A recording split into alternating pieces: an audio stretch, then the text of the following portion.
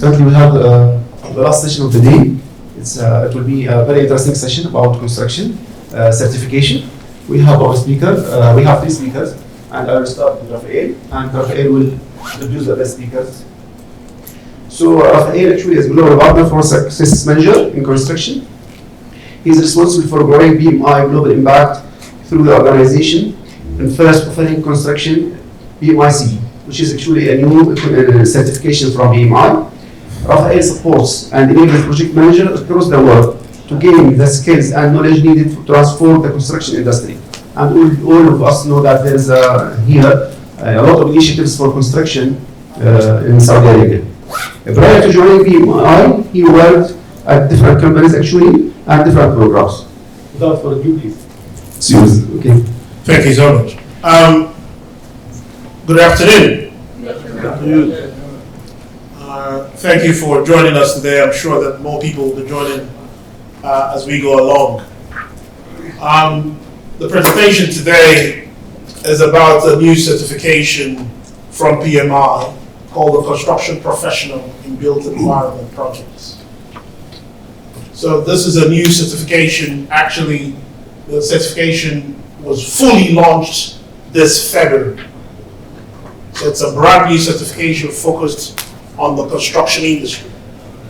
And you can see me with two people here because the presentation is going to take 2 main parts. So first, I'll introduce my colleague, Dr. Calyx from Calyx. First, introduce the organization and to talk to you about the PMI-CP certification, and we'll drill in a bit further on the communication module of the course and pick a topic there to actually see how this new certification is different from what we have already in the industry. I know a lot of you here have gone to various sessions. We've talked about digital transformation. We've talked about so many things. But what we've not talked about is how do we train the people we have in the industry to change the way we think. And that's what we do here as PMI. So the waterfall traditional way of working, as you would have heard in so many sessions today, is not fit for purpose. And that's what PMI as an organization have geared up to address. After that, we will have an interactive session to put it into play. But then, to close off, we will talk about systems, solutioning. And this is with Oracle Primavera. And we have the opportunity to have the Director of Innovation of the region here for Oracle Primavera with us. And it's talking about, so we are actually covering the whole entire suite of the construction landscape. So it's starting from ways of working all through to the tools you work with and how you actually bring it and make it happen. The problem, in my opinion, we have in the industry is that we're ran to buy systems. The systems has failed to deliver all the things that we thought about. In the session that we had about the strategic way of thinking, we're talking about how do we optimize processes, how do we change things. That has to do with the way we think, the way we actually deliver projects. And that's what we have gone to fundamentally change as PMI. So without boring you much, I'll hand over to Dr. Calyx, but I will actually be here to provide more context on whatever topic that is being discussed, which is part of the certification, to bring it to life and to contextualize it. Thank you very much, and over to you, Dr. Calyx. Thank you.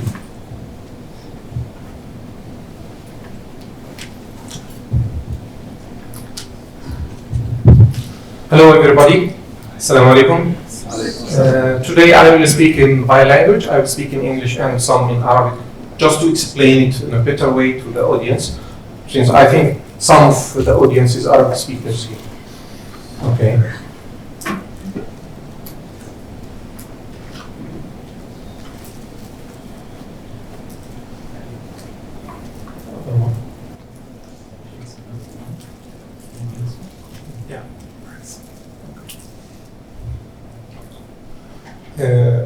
with appreciation what Rafael told, I'm still PhD candidate. I didn't get the degree yet.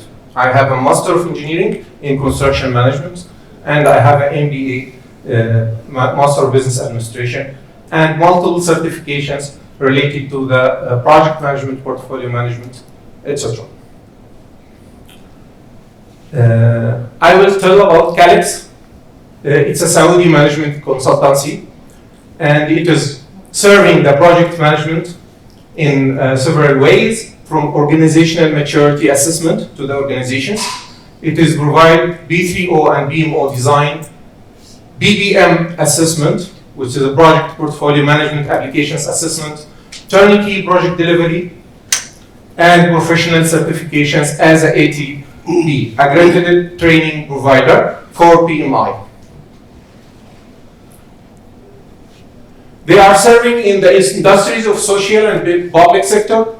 They are serving for construction, technology, healthcare, retail, transport, logistics, oil and gas, and telecommunications sectors. This is some of the partners and the clients for Calyx. We have do a lot of business with the Saudi Contractor Association, Saudi Land Bridge, which is a very wide project connecting the east and west via railway and logistics hubs. We have also serving a construction companies, first class like Al Ayuni company, and other more clients. Now, what is the built environment? We are speaking here about a certification for the built environment. So what is the built environment?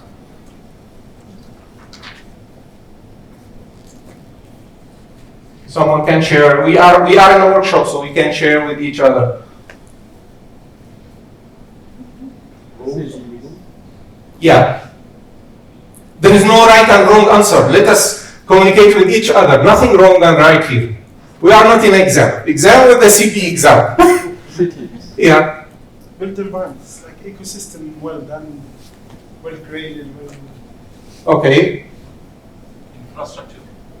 Right. What else? Processes. Hmm?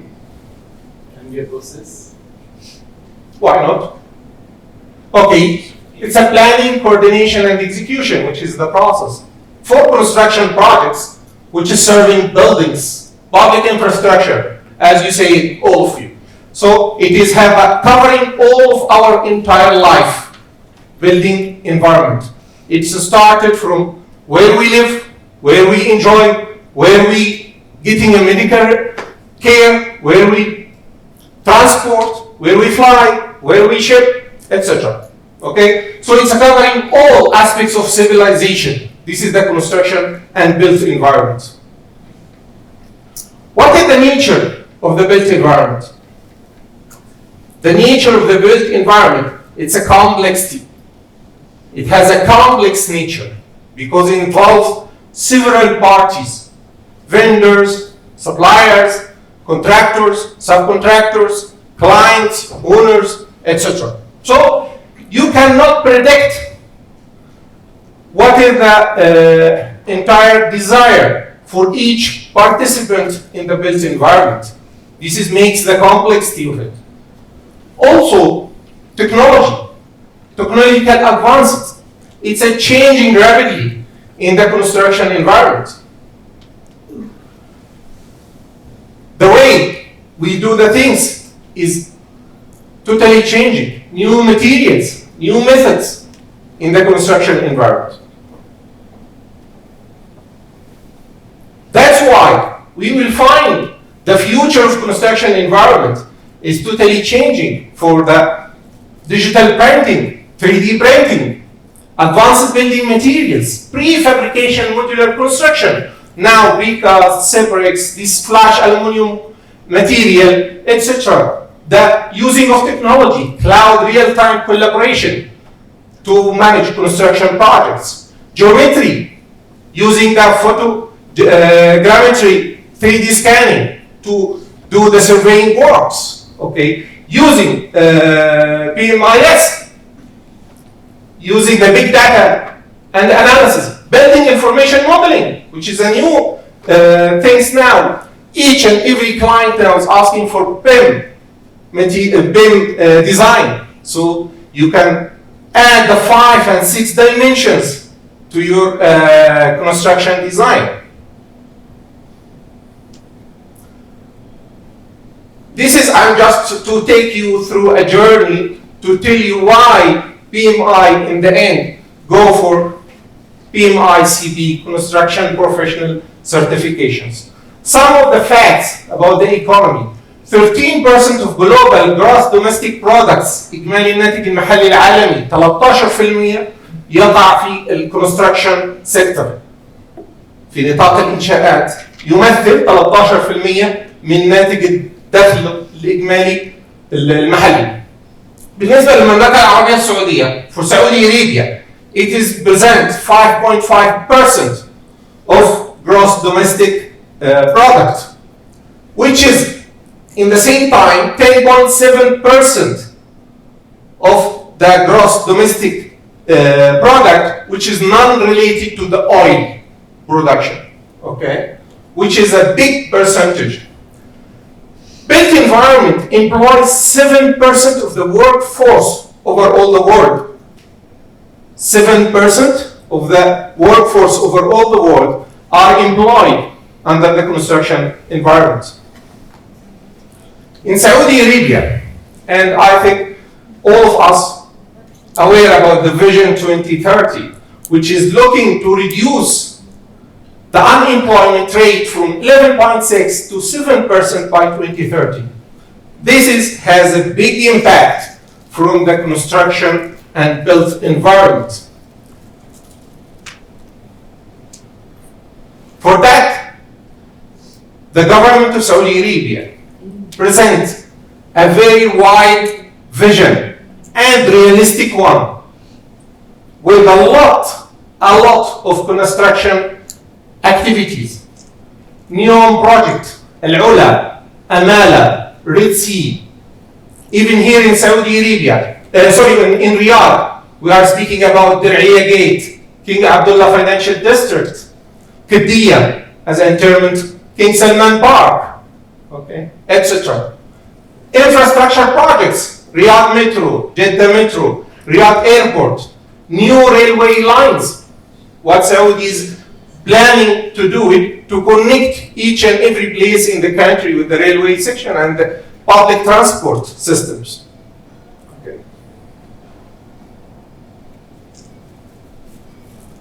For all of that facts, what we are talking about, the PMI goes for the PMI Construction Professional Certificate. So it stands for Construction Professional in Built Environment Projects. It's launched, as my friend Rafael says, in February 2023, so it's just a brand new certification. It is developed or intended to develop the career of the construction management professionals over all the world. And it has a exam content outline. I'm going to talk about it later. And for sure, it's a noticeable difference from the BMP certification. You will not find it something with a standard book that you have a tools and techniques standard, you need to memorize it. It's an entirely different type of certification with the base scenarios, go-to-read cases, reality cases from over all the world. So you are connected with the world around you with the challenges in the construction industry. Okay? So you are aware how others do the construction things with a different way and come up to cover or to resolve the issues and challenges face them in their projects. The exam here, or the certification for the construction professional, it is consists of 7 modules, 7 areas of interest for the construction firm. First is the project communication pro. technology and innovation, which is covering the new advanced technologies in the industry, performance and materials management, interface management, scope and change order management, contract and risk management, and execution planning. You will find the first 3 courses here under the certification or preparation for the certification. It gives you a micro-credential. Then the other 4 is just for passing the course or the content. Then you should have at least 3 years experience in the construction industry in the last 10 years of your career to apply for this exam. Then you can go for the PMI-CP exam. What we mentioned in the exam content outline, 15% of the exam it is about contracts management, 15% of the exam about stakeholder engagement, 29% about strategy and scope management, and 5% regarding project governance. These contents of the exam, you need to do it through answering 170 situational questions in 230 minutes. It's a proctored, so it is not an open book exam, it's a closed exam where you understand how to handle the situation based on your understanding of the course content. You can take it in a test center or online. The success score is somehow similar to PMB exam, but as we say, it's a totally different certificate, it has totally different content. Okay? Then, to maintaining the certification, you need to apply for 30 BDUs within 3 years window. The cost, it is varies. For the 7 online courses, it's about $696. Each course varies from 69 to 140 based on the content of this course.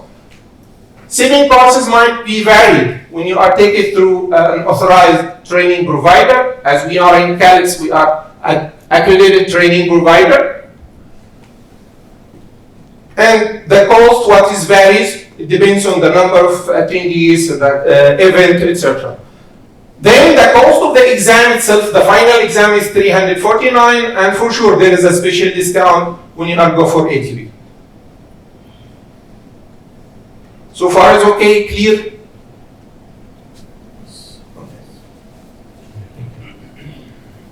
Now we will start to talk about some of the content of the certification material, and we are going to speak about the first module with the communication. Okay? Communication. It is impacting 33% of all mega projects are falling or failing due to communication issues. 33% of mega projects are failing due to communication issues. 50% have a significant communication related impacts on time, on scope, on cost. George Bernard Shaw says the single biggest problem in communication is the illusion that it has taken place. يعني مشابهة للمثل اللي احنا بنقوله يعني معظم مشاكلنا تقع ما بين مقصود لم ينطق ومنطوق لم يقصد. صحيح؟ نعم. That's why it's very important for construction to have a proper communication. There is one called Calyx Management Institute, which is working for financial firms who's working in the built environment. They make a study over 600 firms working in the built environment. The result of this study found that 50% of the rework results from the poor communication. 50% of rework is caused from the poor communication. There is, in US, for the same study, there is a $17 billion per year are additional costs due to poor communication and poor information transfer from party to other. If you are a project leader, it is your responsibility to bring clarity, guidance, and direction to your team and third-party organizations with which you are working. مسؤوليتنا كمسؤول عن المشروع أو مدير مشروع إن دايما أوضح للتيم بتاعي كل المعلومات المتعلقة بالمشروع في transparency, communication transparency، شفافية، تمام؟ direction, communication to direct your team members. This is what next, what I'm looking for next. This is what you have to do next. Okay? Effective communication creates trust and builds a spirit of collaboration and purpose. يخلق روح التعاون، التواصل، يخلق الثقة بين الناس وبعضها، بين المدير والمرؤوسين اللي موجودين معه. أيا كان، you are in a project, you are in an organization, you are in with your family even, you know. That's why the communication is a very wide and very broad subject. في دراسة تمت في جامعة في ماليزيا قام بها ياسر جميل وعبد الرحمن إسماعيل. They found that this is the top 5, but they found that there is a 32 causes for poor communication making an effect of 21 effects on the projects in the construction industry. Okay, we picking 5 and 5, but if you go to the certification, they give you the full study, and this is the beauty of the PMI-CP. They give you go to read. They are not limited you with the content. They give you additional content that you are benefited from. If you go there, you will find 32 causes of communication gaps. Lack of effective communication between construction parties. تفضل. Okay. Lack of communication systems and platforms. Some of the projects, they're using the WhatsApp, managing the project management data and information through WhatsApp, not through a proper platform for communication. Poor communication skills. Some people need to improve their communication skills. Language barrier. And we are talking with my friend Rafael yesterday about Irish, with the full respect of them. Welsh. The Welsh people, they are very hard to be understood. Even they are under IOK flag, which is English speakers. They will speak in English, but they are speaking with their accent, with their tune, which is very difficult to understand. So the language barrier is a part of the causes of the poor communication. And we are here in Saudi Arabia, we have a multinational culture that in the construction firm you find from Pakistan, one carpenter, one steel fixer from Bangladesh, one mason from Egypt, one tile fixer from Indonesia, whatever. So there is a multicultural here, what we are dealing with in a construction environment. So the language barrier, it might make an effect of high accident rate if you didn't understand each other. So he's not following the safety rules in the project. It causes a fatality. Unfortunately, it causes some fatality. Okay? Improper communication channel. You are using an improper channel to communicate with the important information. Okay. The effects of these causes: cost overruns, time overruns, disputes. We didn't understand each other, so we are in a dispute. Okay? Clear? Shall I speak in Arabic and some? It's okay? Thank you. Let us have a sound.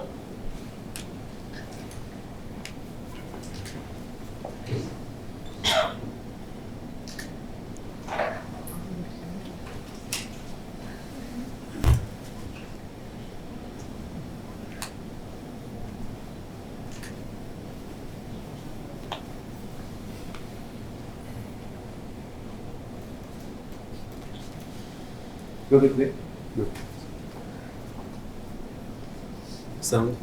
Let's see. We understood the concept. Yeah.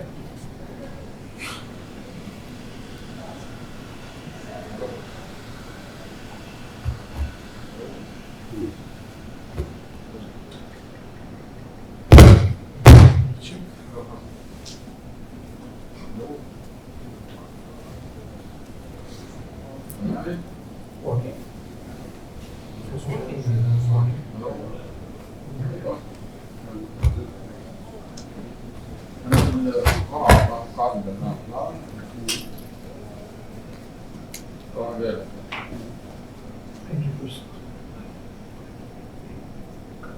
No.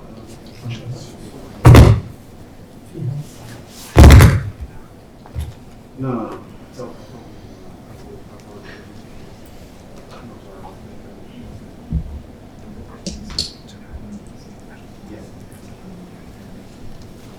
Anyhow, it was a very interesting video. It's speaking about the two guys. They cannot understand what each other because the similarity of the word pronouncing. They say, I need 4 candles. The other guy heard 4 candles. Yeah. So it is the same, pronouncing different in the pronouncing. So he bring him different. He said, I need blocks. He didn't specify what kind of blocks. So it was rubber block he bring him in the beginning. So he discovered that he needed electric blocks, 13 ampere. So this is what we want to deliver as a message to you. I don't know, I'm sorry for this one. We tried in the morning, the sound was working, and it's very interesting and joyful video. Anyhow.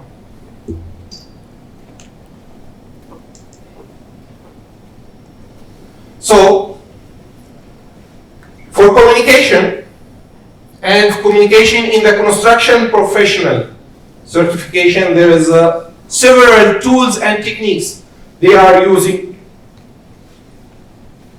to communicate. Running effective meeting, conducting effective conversations, active listening, communication reviews, building information modeling, project management information system, using the big room technique, evidence-based communication using Canvas diagnostic tool, and use of the commitment-based management. So we have several tools we can use it for communication in the construction environment. Some of them are I didn't mention it earlier, but the PMI produced the PMI-CP certificate in collaboration with the two another famous construction-related institutes in America, which is the Lean Construction Institute and Construction Industry Institute, CII and LCI. So these institutes, they are going for this kind of agile communication tools and the lean communication tools. For example, these 3 tools are introduced newly in the PMI-CP certification. While the others, we might heard about them in PMI book or PMP certification. We heard about these tools and techniques. Building information modeling and project information system, also of the new tools that introduced in the PMI-CP. And my colleague Sharif will talk about them in more details in the second half of this workshop. Using the big room technique, which is a very interesting technique that everyone having in the same place, in the same room, where the walls are presenting the project information and project data, updating project information and the project data. In some terms, they say the war room. In the construction firm, we sometimes use this terminology, it's a war room. Okay.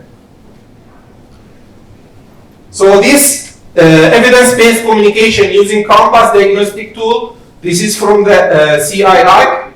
They introduced this tool to diagnose or assess the communication capability and the communication interactions within an organization, within a project. So it will give you a score to tell you where your gaps are in terms of communication. And this is a very interesting tool. And as I'm saying, PMI-CP is a very wide certification. It's required a lot of efforts to go through. It has a lot of information, a lot of supporting tools and techniques to support you as a project manager in construction and built environment. But due to our time limitation, we will talk about commitment-based management tool. Okay, so to be familiar with the terminology, commitment, pledge or promise a performer makes to satisfy the concerns of a customer within or outside an organization.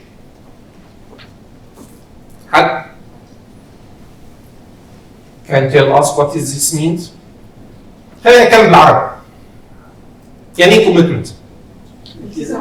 التزام، مظبوط.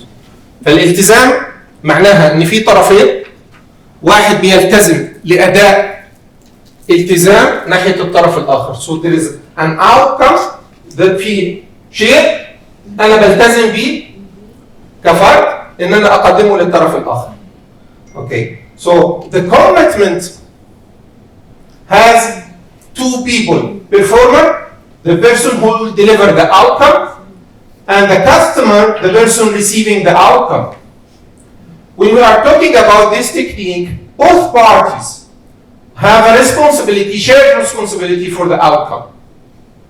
It's not just throwing the ball from the customer to the performer and he has to commit.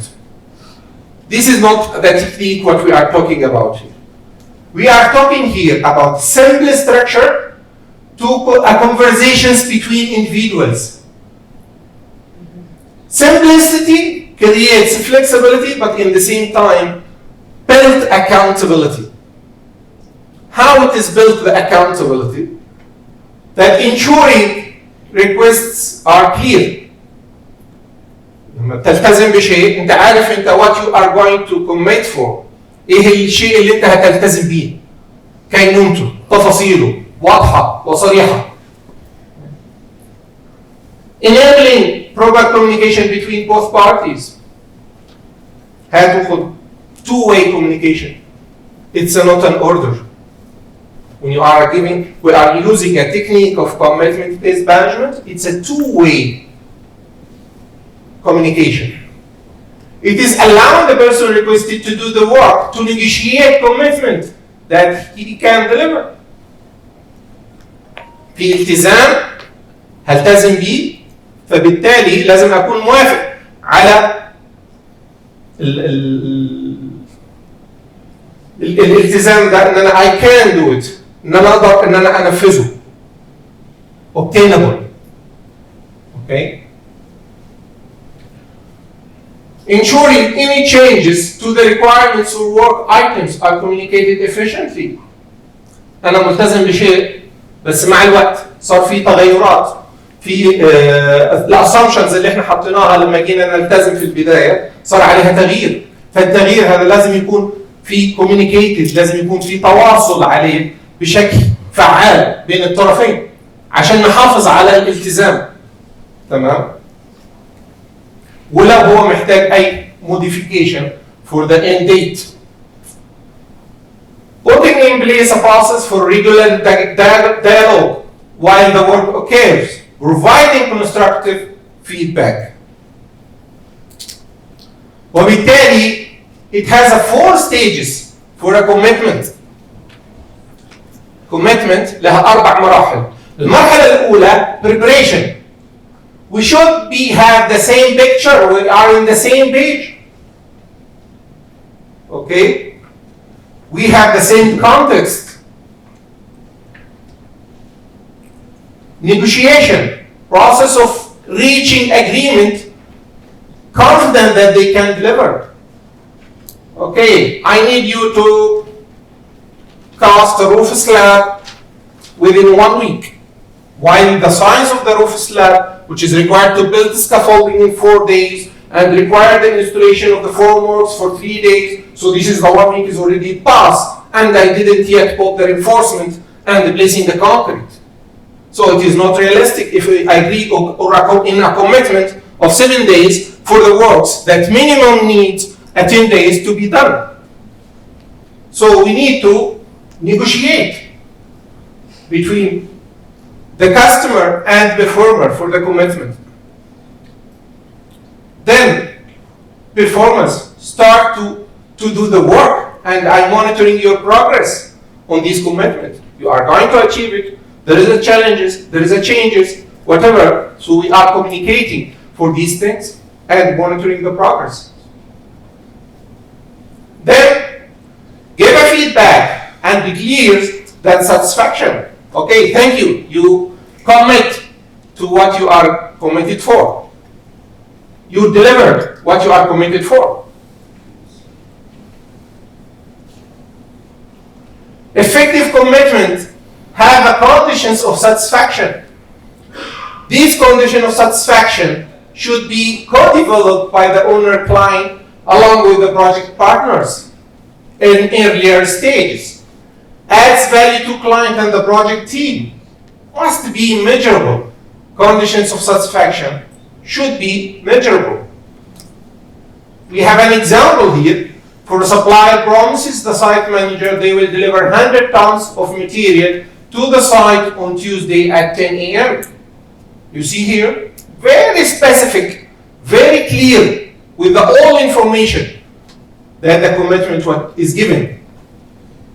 Potential issues includes, so we are having the condition of satisfaction, the failure to deliver on time. So condition of satisfaction, deliver on time. Okay. Failure to deliver the work to the required specification. So here, condition of satisfaction, that's limited with the specification.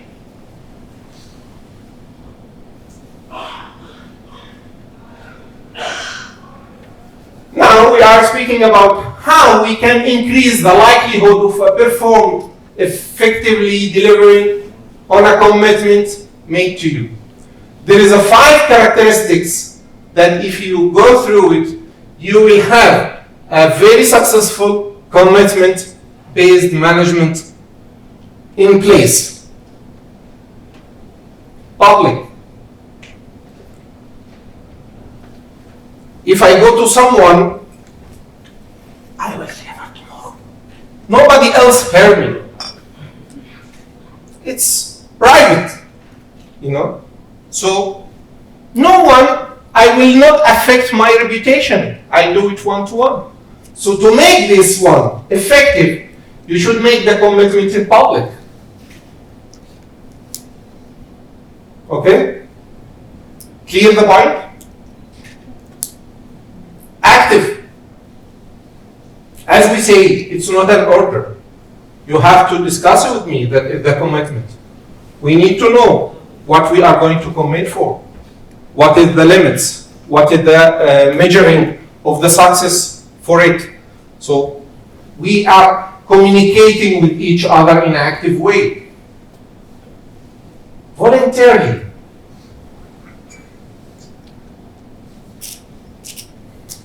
For example, I need you to submit to me a report by tomorrow.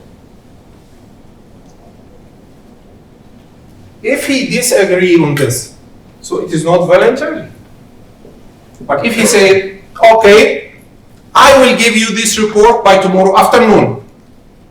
So he voluntarily define when he will give me the report. So here, voluntarily means willingly. Nobody forced him to give this a deadline.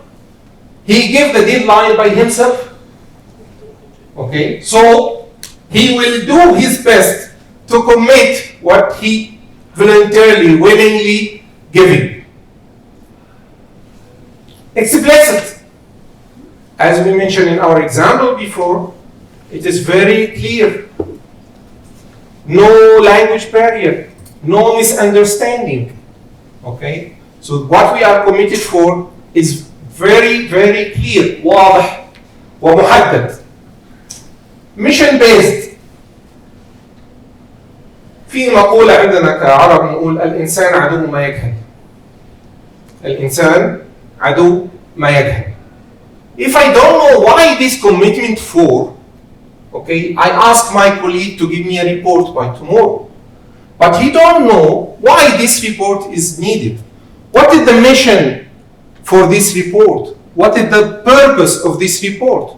But if I tell him I need this report tomorrow to submit it to the top management because they are going to have a very important decision based on the result of this report. So I map my commitment with the mission based. Okay? So, as a recap for this commitment-based management, consider whether the person understands the background for why it matters. As we said, mission-based. When we're making a complex request or a request that requires the performer be dependent on other people to fulfill it, agree on the time for both parties. As in commitment, we need a commitment, but it depends. For example, I want to start the execution of the roof slab. To start the execution of the roof slab, I have to have the design for electromechanical, so I can understand for the embedded conduits and embedments in the roof slab to prepare it before I commit to the time I'm going to cast the roofing. So I need an output from a designer, which is the electromechanical design, before I commit to the time for I'm going to cast the slab. So when I make this commitment, both parties, design team and execution team, should be participate together in the commitment. Okay? Otherwise, the execution team has a dependency. عنده اعتمادية على التصميم. Provide feedback and deliver it directly, but with empathy. Ensure that both parties believe the commitment is obtainable. Can be done. It cannot be done. So we are bluffing on each other. It's not a commitment. We know it's not a commitment because it's not obtainable. Track commitment to ensure transparency.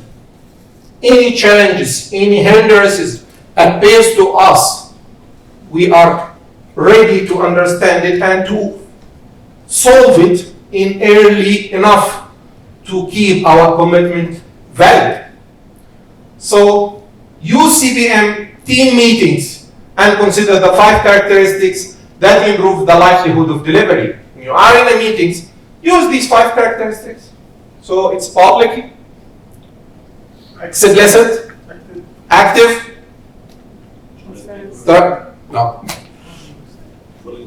voluntarily, yes, mission-based, and mission-based. Thank you. I think I go a little bit fast. Okay. Now, so each role, I think the team give you notebook and pencil and pen. Please, as a team, and we will start it. I think you should join the team there behind. So it's 3. So group A, group B, group C, group A, group B. You can join with your colleagues. Group B, group C, then group A. Right? Group A has an issue between a client and contractor. They need to agree on a project revised schedule to cover the delays that occurs in the project. Using the 5 characteristics of commitment-based management, try to build a scenario of the commitment how you are agreeing on it, and what is the structure of it. Okay? The second team, group B, you are a contractor, project manager, and you have a project team member, and you need to agree on a target date to finalize a performance report that will be submitted to the top management. I think I go through this one in the presentation.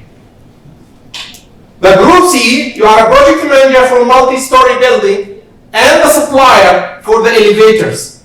You want both to agree on the delivery and installation schedule. Okay? Define your group and start, please. We have 10 minutes, then we can take your answers and select one or two groups just to present. So Okay. you can decide who is the customer, who is the provider, who. But the whole idea. Make a group and write it down. The whole idea is that we want to see you use those 5 elements in practice.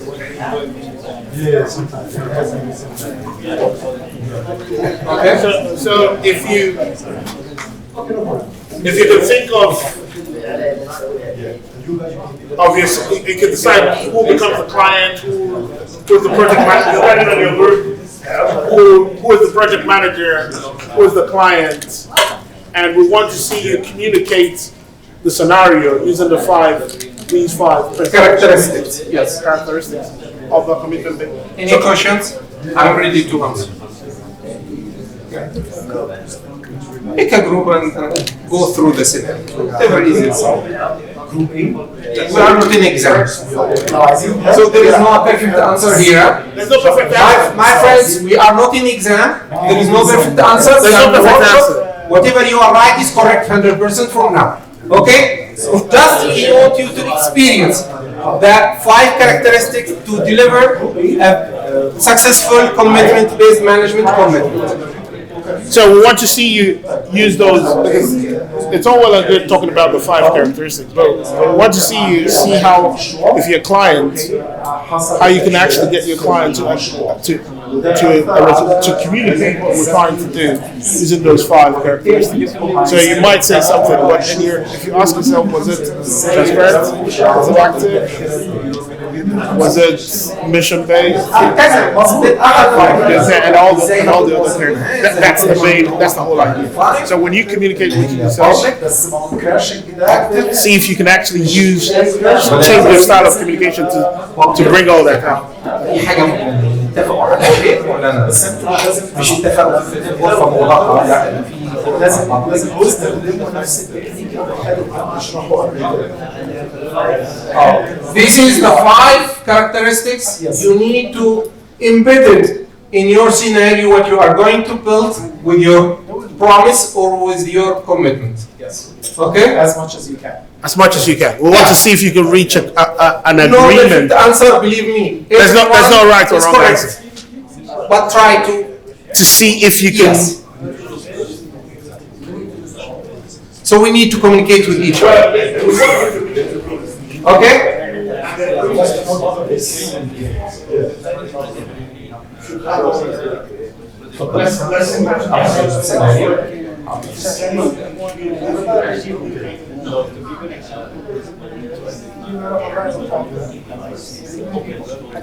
There's no right.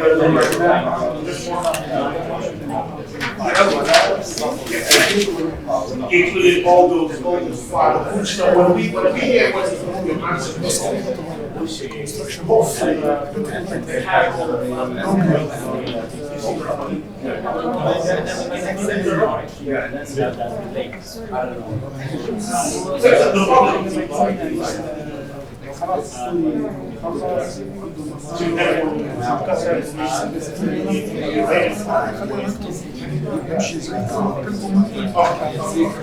do you mind going back one step?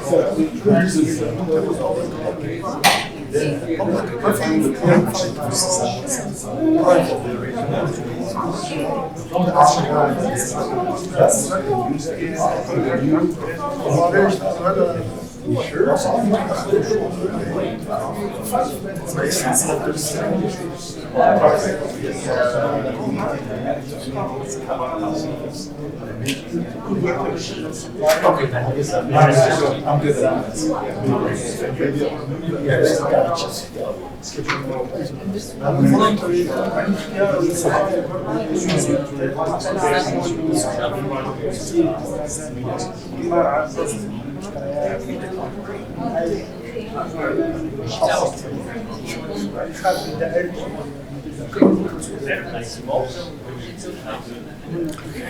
Can we just 1 minute?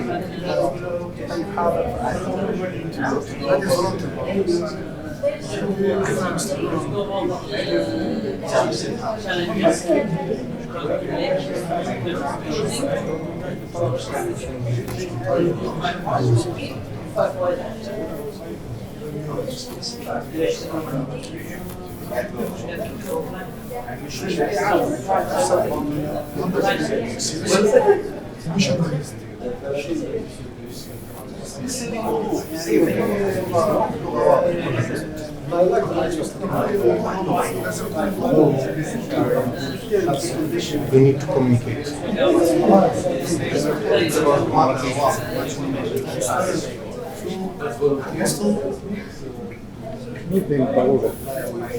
يمكن بعض ده بيمشي مش على لا بس انا بنقول بس انا هون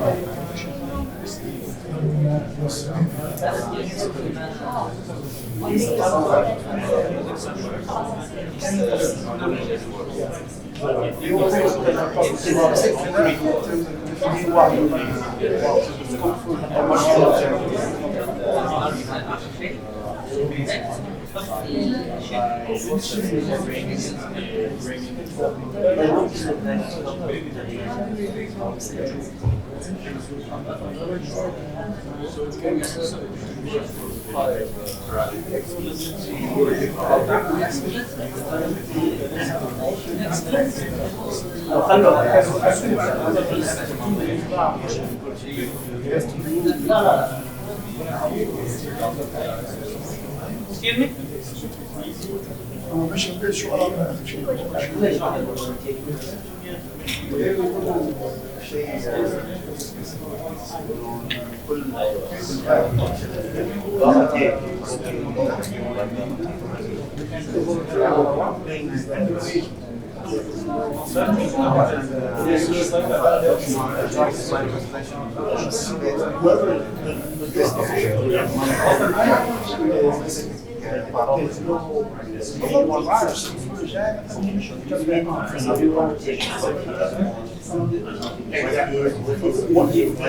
What you agree to then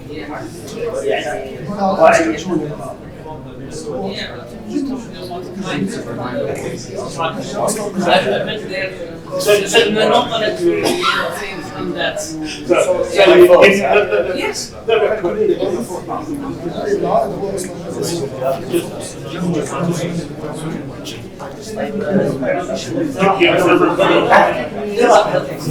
There's one of the things.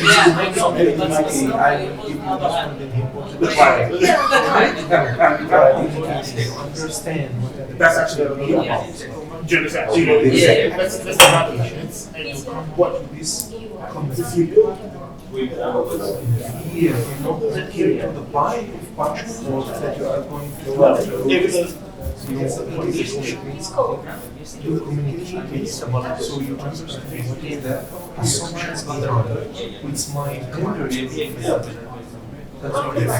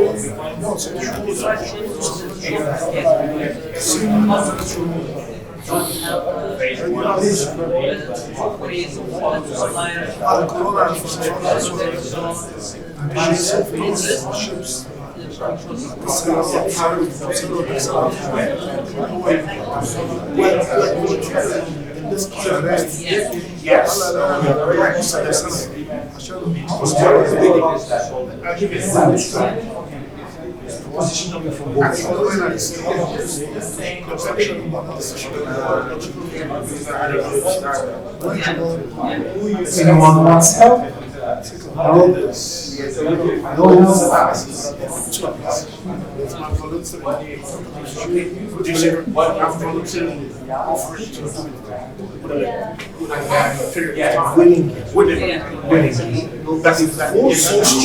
So it is a dialogue between both parties to agree what you are going to do without force. Exactly. So if you are discussing, you are communicating, you are not forcing it as a client. The contract is Even if the if you client force, it is not commitment-based management. It might be something else, but it is not commitment-based management.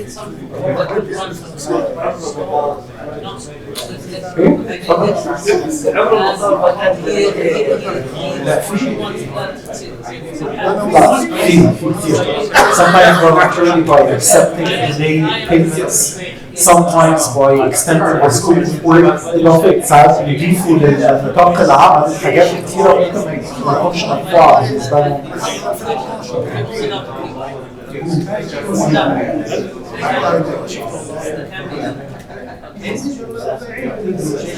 معلومة هو الكلاينت في الكيس. So something, you know, there's always, in my opinion, there's always You are in a meeting. if you're not, Yes. You are parties that are saying you need to agree on a commitment together. I know, Without forcing each other. Willing and publicly announced. Okay. Actively. So if there is a assumption that you are delivery things. not in a we need a إذا ما عرفوا ما يعرفوا ممكن تاخذ أو خطوة If it's not between both parties, it will become an opposition from the subjective. أي حاجة بتحصل في العلاقة it becomes a change order. And you have to compensate the subjective for the final extension. It's giving you but if you look up, I usually get to the design So he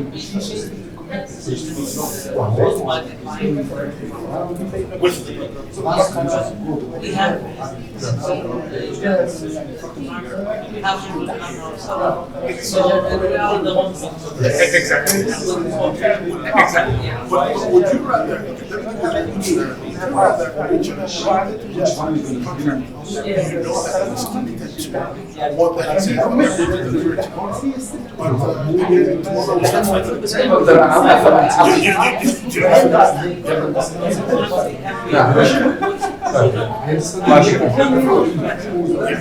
الله يسلمك. الله يعطيك العافيه.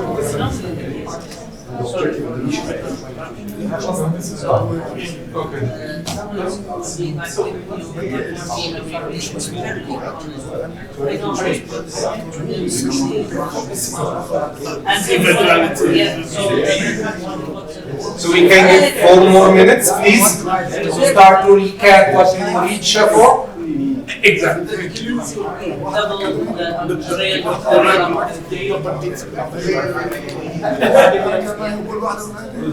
And holding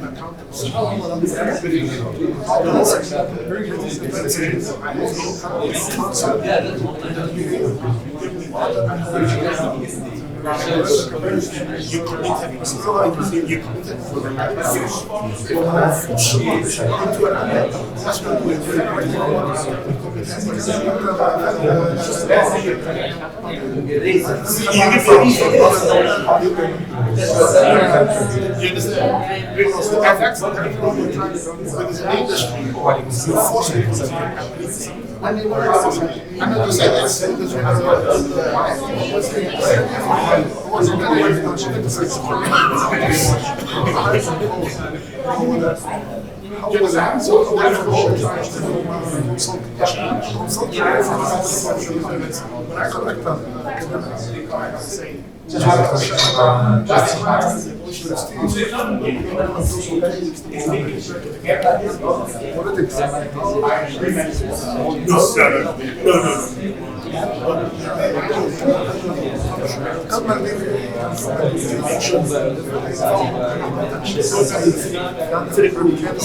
Yes, they gave it control to take decisions. He paid when it was there's always a checks and balances.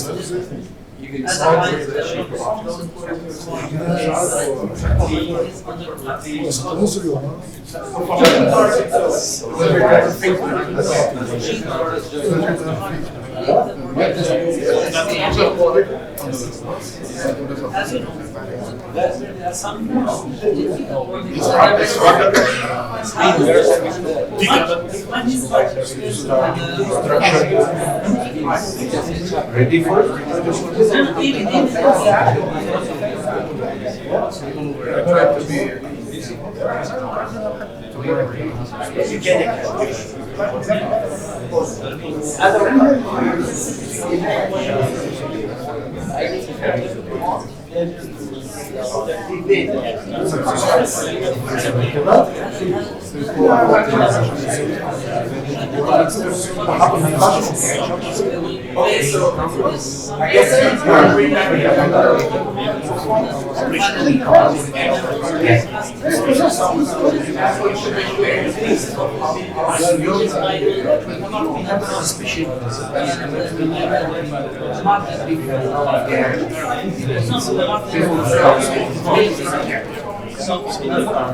This is a mission.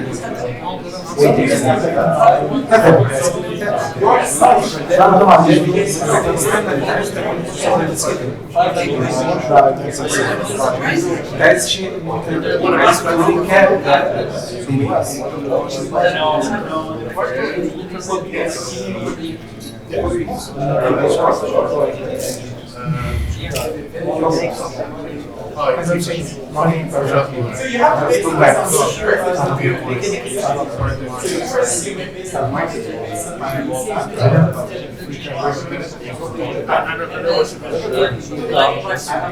okay. So voluntarily, I want a 3 group. So if we say, yeah, group A, who's handling the group A exercise? Okay. You can present, please. Can we get a mic here, please?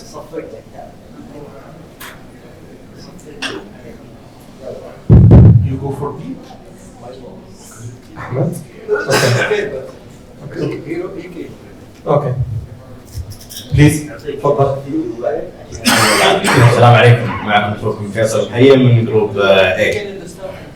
بالنسبة للpublic, we answered it as announcing and acknowledging the delay. Yeah.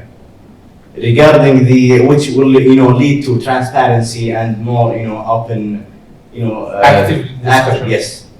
Regarding the active establishing a workshop. Thank you for the answer. To go over the challenges. This is the active. Voluntary is to willingly dividing the task. Explicit, effectively promoting. Can you elaborate more about splitting the tasks?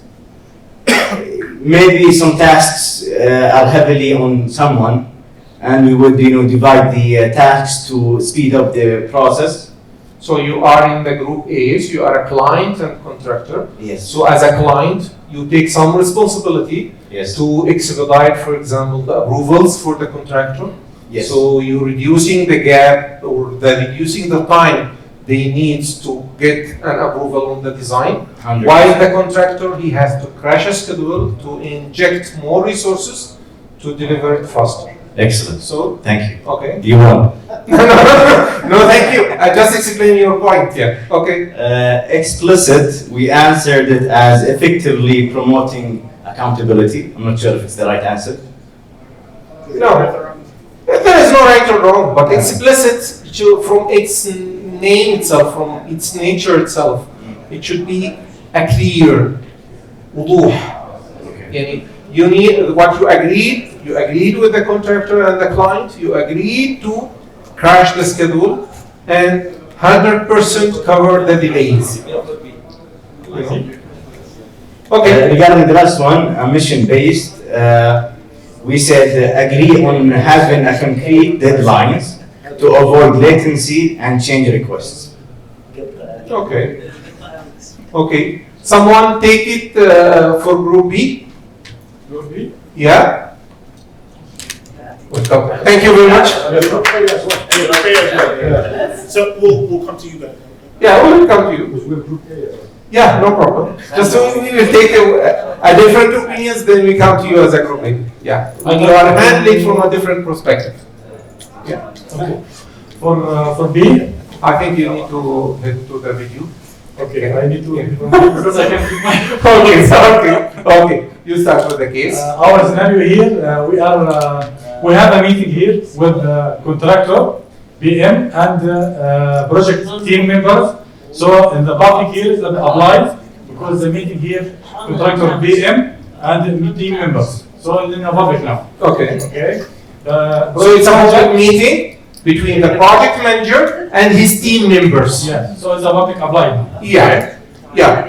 The project manager or PM request a report to submit to the top management and explain that to the team members this reports or the purpose of this report to present the cost performance for the projects and the company to the top Please, can management. we hear each other for a few minutes, please? Yes, Ahmed. The project manager explained to the team members the purpose of this report is show the cost, the performance of the project in the company, so the top management can take a decision on the any collective action need to the this project. Okay. So this is present here explicit. So the report is about cost performance. this mission based or Explicit. This is a وضوح ان في you need a cost report, a cost performance report. okay. The mission based that the top management is going to take an actions on this report. The mission based is the top management based on this report they are going to take an actions. Okay, go ahead. The project manager requests this report and submit to him to review by tomorrow at 10 a.m. Okay, and the team members discuss together and then they told the project manager the report will be ready at 5 p.m. not 10 a.m. So here volunteer come here. And volunteer, both active. So there is a disagreement in the what project manager asked and what the project team member able to do. So they are communicating with each other. This is the active. And Voluntarily, the project team member said, I will deliver the report at 5 p.m. This is voluntarily, so willingly, he's going to give the report by 5. It's not by force, it's by his will. That's why it's expressing or showing the volunteer. Okay, thank you, I appreciate it. Okay, some groups here, you are ready to show something? Huh? Where B? Okay, you can talk about B also. You can talk about what you reach. The team here, they are group A, and they are going to talk about A. So I think we didn't have here the perfect answer, as we say. We just practicing together. This is a workshop. Okay?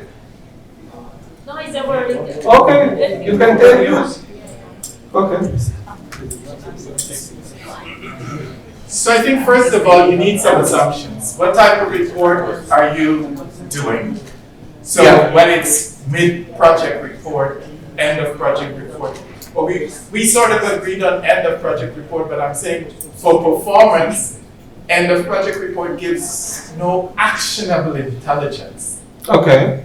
A performance report in the mid of the project, you can take certain steps for corrective action. Fair enough. Fair enough. So the key there is to agree on a target date. So that's the key we identified in the scenario. Okay. So there has to be some sort of negotiation between the contractor, project manager, and the team member. Okay. To prepare a report takes time. Takes time away from the Collecting actual data to prepare. So it is that negotiation between the team member and the contractor to come, active negotiation to come to an agreement on when the report will be ready. Okay. Top management always wants the report yesterday. Yeah. So the contractor is aware of that. The team member always wants as much time to prepare. Yeah. Exactly. So that is the tension that we're working with. Yeah. And that's the negotiation coming to some amicable solution between the contractor and the team member. Okay. So what you reach by the end? That was the discussion. Oh, okay. You didn't come to an agreement here. We went through the scenario. Okay. No problem. Maybe the time is not sufficient. Okay. For the team for group A, who going to present? Yeah, please. Right. Good afternoon.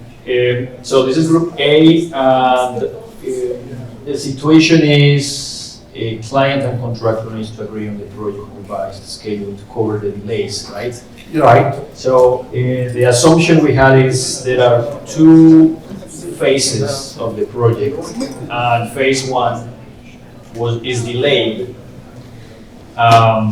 So the first thing that we decided to do is to have a schedule revision, formalize a meeting with a meeting of minutes, and have a conversation of the problem. Okay. To explain what is the problem. That's why we think we do it public. Okay. It's We about bring meeting. Yes. we bring Everybody in the we bring meeting. everybody to the conversation. Yes. Then to have it active is to have a negotiation and understand the different views of everybody. Different parties. Yeah. Then in the conversation we want to understand if there is willingness to solve the problem. Okay. Right, that's what we think is the voluntary part. To make explicit is so how the schedule will be fixed, right? With the insights of the contractor. Now the contractor thinks that the problem is the client, and then when is the give and take. Yeah. And finally is the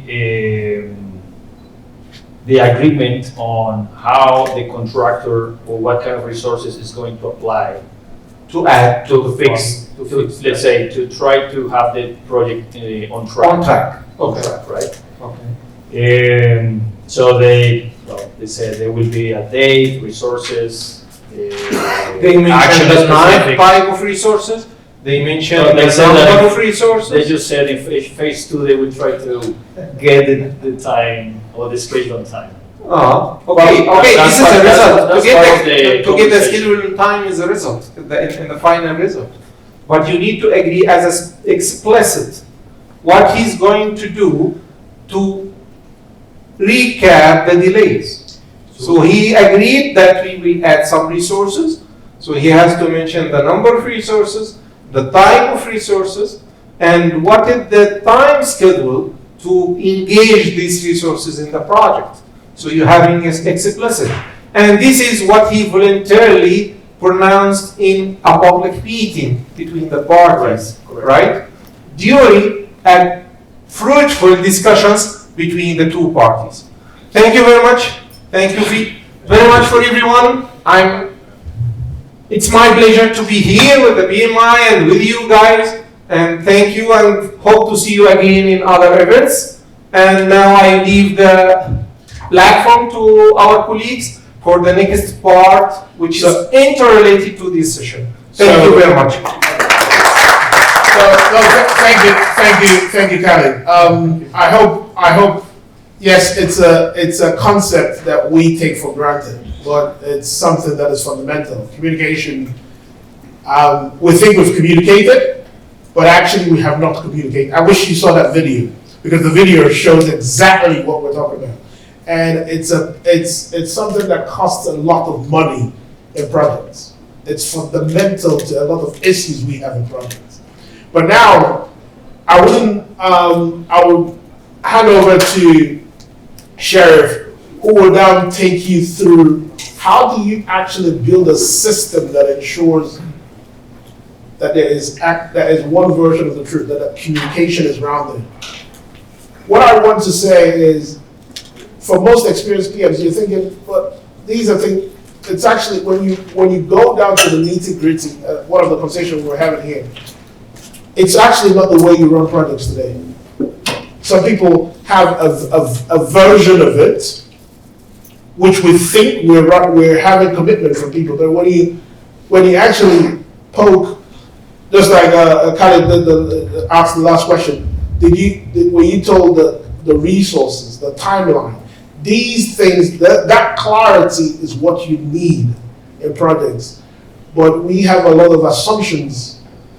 The other group at the back, with Ricardo, talked about the assumptions, actually clarifying the assumptions. Those are the kind of things that you have to do in a project to make sure that clarity is there. Because if it's not there, then that's where we run into all sorts of problems. But I will now hand over to Sheriff. Thank you. Thanks, Rafael. Can I get the sound on? All right, so I'll be a little bit generous. Guys, I'm going to give you like 5 minutes break. Is that okay? Grab some coffee? Because I know it's very challenging for me to keep you staying after 5 p.m., right? So let's act Germans for a bit, 5 minutes. Let's go grab some coffee, bring in some fruits, whatever you want, just make it back. By the way, if you just see anyone around, just remind them that we would have to make it till the end of this session, until we wrap up, in order to get the certification. Yeah. Certification, right? Cool. Right, see you after 5 minutes. The QR code is right at the last. All right, ladies and gents, my name is Sharif Rabt. I'm from Cairo, Egypt. I'm based out of Dubai, and I work for Oracle as the Global Director of Innovation and Industry Strategy. I come from a civil engineering background, so I'm a civil engineer by background, and my specialization has been always in the construction project management. I used to teach the PMP preparation course back in the days. I've been graduated about 19 years ago, and all I've been doing in my life since the graduation is, of course, apart from working as a civil engineer, planner, scheduler, and in the project controls, what I've been doing is the enterprise project portfolio management.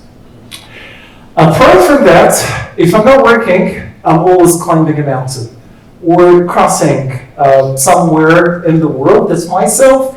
I had the pride to be the second Egyptian to ever climb Mount Everest, the highest mountain in the world, and I go super full on. So if it's work, it's work. If it is fun, then it's fun. Okay? Cool. A little bit about what I do for Saudi. work as advisor for innovation for NEOM and anything related to the project management. And I work very closely with a lot of Saudi PIF organizations and setting together the digital transformation and innovation strategy. One thing, if you want to mark in your calendar, I'm going to give a speech on Tuesday, 10 past 10, الساعة 10 دقايق في الصباح, around the digital twin for advanced quality and project monitoring. This is not going to be conceptual. This is not something related to 2050 visions. No, that is a robust solution that I'm going to share with everyone, and it actually presents a case study in one of the projects that we have developed here in the Kingdom of Saudi Arabia. Before we get started, how many of you is planning or considering to apply for the PMI-CP, Construction Professional? Doesn't have to be now. Great, only two? All right, so you're interested. Okay, that's cool. All right, Raphael, let's translate that big slide. So, what you're seeing on the board is the cost outline of PMI-CP. So PMI-CP has three main core to it. It's the lean ways of working, it's the use of data or agile way of working, and it's the use of systems. So yes, we did a session here on communication. The truth is that commitment-based management came from CIR. It's an agile way of communicating. The Obeya concept, which is part of the communication course, came from LCI, which is a lean way of working. And now we're going to see from Oracle how to use a system to actually communicate. What we've done is that the industry has so many different things that they've used in the past. We're bringing the best aspects of each one together to say, this is a new way of working. So a lot of people complain that the PMP seems a bit more for the tech industry. Including Sharif. Said to me, this agile thing in it. So we decided to develop a new way of working, or certification focused clearly for the construction industry. So what you did today was just a snippet of the depth the course goes into on each of the various aspects.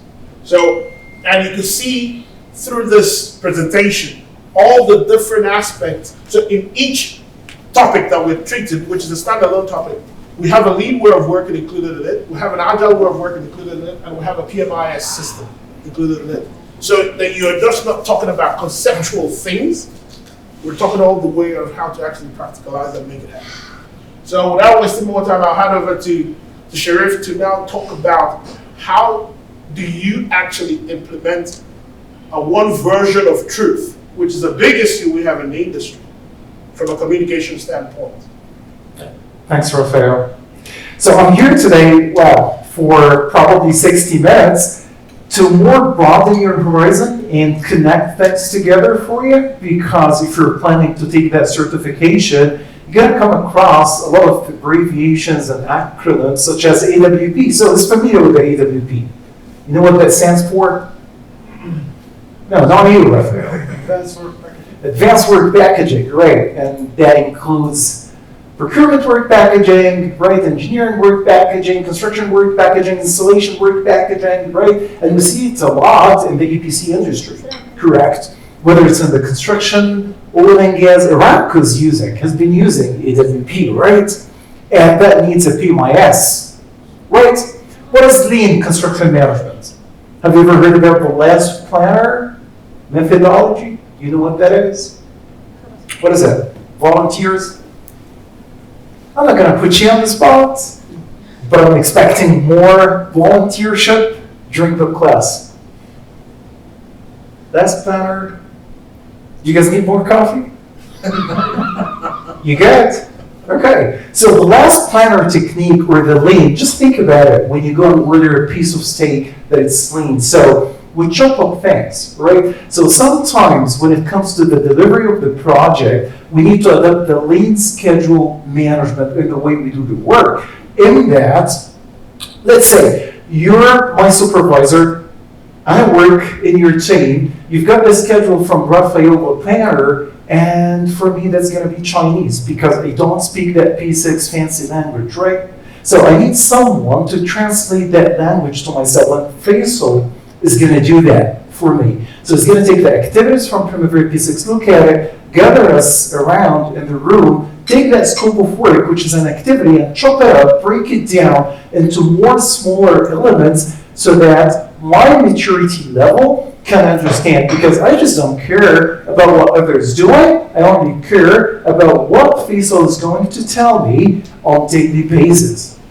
I got the job, and I got to work on it and report back on it. Okay? That's what we're calling the lean schedule management, or the last, if you want to look it up, it's called the last planner theory. And if you're wondering whether that exists in Primavera or not, okay, that does exist in Primavera. We have a full solution for the lean schedule management and also for the advanced work packaging. We pride ourselves as Oracle as partners for the Construction Industry Institute, the CII.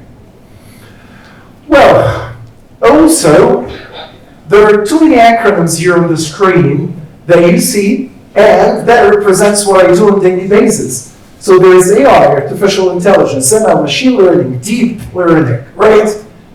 Blockchain, IoT, robotics, too many things.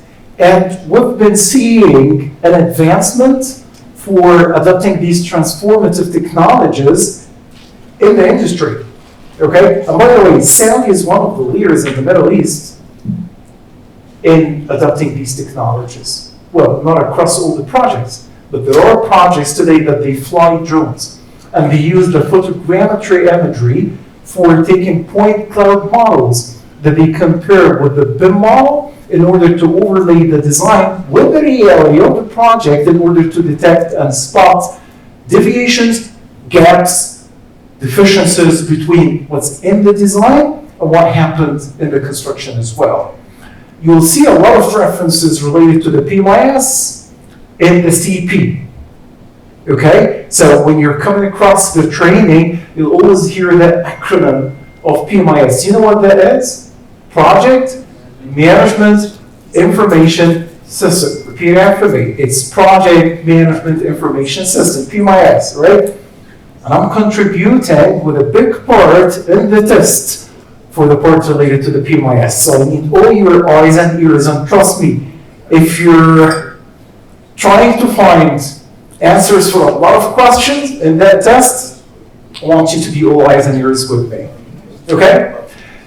You remember what was the highest percentage against which we score in the PMI-CP out of everything? There was contracts, there was communication, there was governance, right? So what was the highest scored when Khalid was presenting? Contracts. Who else says contracts? Contracts? 51%. Okay, and guess what? My biggest part of the presentation today, or the snippets, is on the contracts. And when we say contracts, we mean contracts with changes, with budget changes, with payments as well. And that's going to be the part that I'm going to cover after a few slides in here, right? Are we following? Are we good, guys? Okay. Okay, let's get going in here. What is a project? Everybody knows what is a project, right? But the reason why I put this up is project is collaborative in nature. If you understand that concept, chances are you're going to get through your project. And what we help you with the PMIS, which is Primavera P6, Primavera Unifier, or if you might be using AConnect, or even if you're using any other software, okay? PMIS is the way you set up a collaborative environment between yourself, say I'm the client, with the contractor, with the PMC, the project management consultant, and maybe the design consultants, and maybe the construction supervision, and maybe a system integrator or the big four, right? In a lot of projects in Saudi, you see a PMC, but also you see Deloitte, PwC, McKinsey in the game, because they set up what we're calling a major PMO, right? So that's the project. There's another concept that we're calling modern project management versus classic project management. So if Sharif is still an old-fashioned primitive in nature and has been using Excel spreadsheets with words, and I like Khalid when he was saying, well, there are projects that use WhatsApp groups today to communicate documents. By the way, he was not kidding. There are projects that they've been using WhatsApp to communicate on documents, okay? And what else? They probably might be using either Primavera P6 or Microsoft Project as it stands alone, and no one explicitly understands what's happening between the contractor, the PMC, and the project owner. So that's the classical project management. We're into the world of collaborative modern project management, where the PMIS has to manage the scope, the contracts, the change orders. Sometimes an RFI, the answer of it might trigger a change order management, right? How many times the contractor's been excavating and all of a sudden they found something in the soil and they're not entitled to work against that particular scope, and they said, hey, we're pausing the work and we're asking for both time extension and we need cost for the impact of that. And the client takes that, sends it to the PMC. Long conversation short, the RFI answer might trigger a change order. And throughout that process, revised schedule has to happen, right? I love it when you said we can crash resources. Yes, maybe the contractor looks at the CPM, the critical path method first, right? Isn't it the priority? Because if you want to crash the schedule or prioritize anything, you gotta first look at the CPM, the critical path method. Okay, you look at it and you see if there's any opportunity where you can crash resources, reduce durations, expedite vendor material process into the site in order to fast track your project schedule, right? Too many things that they occur during the project lifecycle where we need to manage, capture, and work on, right? This is a very important part. So, where the PMIS falls within that certification, when we say construction, I belong to Oracle that is called Construction and Engineering Global Business Unit. So, I don't come from the ERP or the database or the technology. We work within an industry business unit that is called CEGBU, Construction and Engineering Global Business Unit. But when we say that, it doesn't mean that we're only working in the space of the residential and the commercial. No, Aramco have been using our PMIS system for the past 7 years, even though it's not construction industry. NEOM, Red Sea Global, Qiddiya, DTC, 7, right? So, whether or not it is pure construction, whether or not you're a contractor, you're a project owner, or a PMC, PMIS is such an integral part of the way you operate in a project. Let's get this going, guys. What is this? And if you want to take a picture, take a picture. That is the foundation of what an IT landscape in a project-driven company has to look like. Okay? And there will be a lot of functions and operations in here. So there's the ERP. I'm not going to be biased and say it has to be Oracle. Well, it can be Oracle, can be SAP, can be Microsoft Azure. It's just a well-implemented ERP, right? And we have to use that word of well-implemented ERP because there are too many ERP implementations that they fail, including Oracle, including SAP, right? Okay, we're going to be honest in here. Because ERP implementations require a lot of commitment and dedication from people. And if you don't pay that commitment, and if that implementation is not based on processes and governance, chances are it's going to fail. Just like any other software, there is not, and take it from an Oracle person, there is not a bad software piece on earth. It's just the way the implementer, me, myself as a client, and maybe there are some gaps in the product that might hinder any successful implementation, but there is not a bad software in the world. It's the way we do that. Let's now look at the core, because I'm going to cover what is called construction management. So while the ERP system handles financials, HR, expenses, payroll, supply chain management, procurement, getting things from the vendors, if I'm a contractor, the project management information system sits in the core of that, where it presents, everyone here knows Primavera P6 very well, right? Project planning, scheduling. But also we need the document management system, RFIs, right? Submittals, letters, daily reports, quality management, starting from inspection test plan, ITP, and against each ITP there are work inspection requests that need to be raised, material inspection requests, and guess what? We're inspecting something, got delay, that delay affects an activity in the project schedule explicitly. If that's not there, and if your PMIS is not connected well with your Primavera P6, chances are with hundreds of inspections, and by the way, in NEOM, thousands of inspections, that they delay the work, and guess what? The contractor himself is not aware of these potential delays on the delivery of the schedule, and it just occurs that we come up or we find out about these issues later on after a month or so.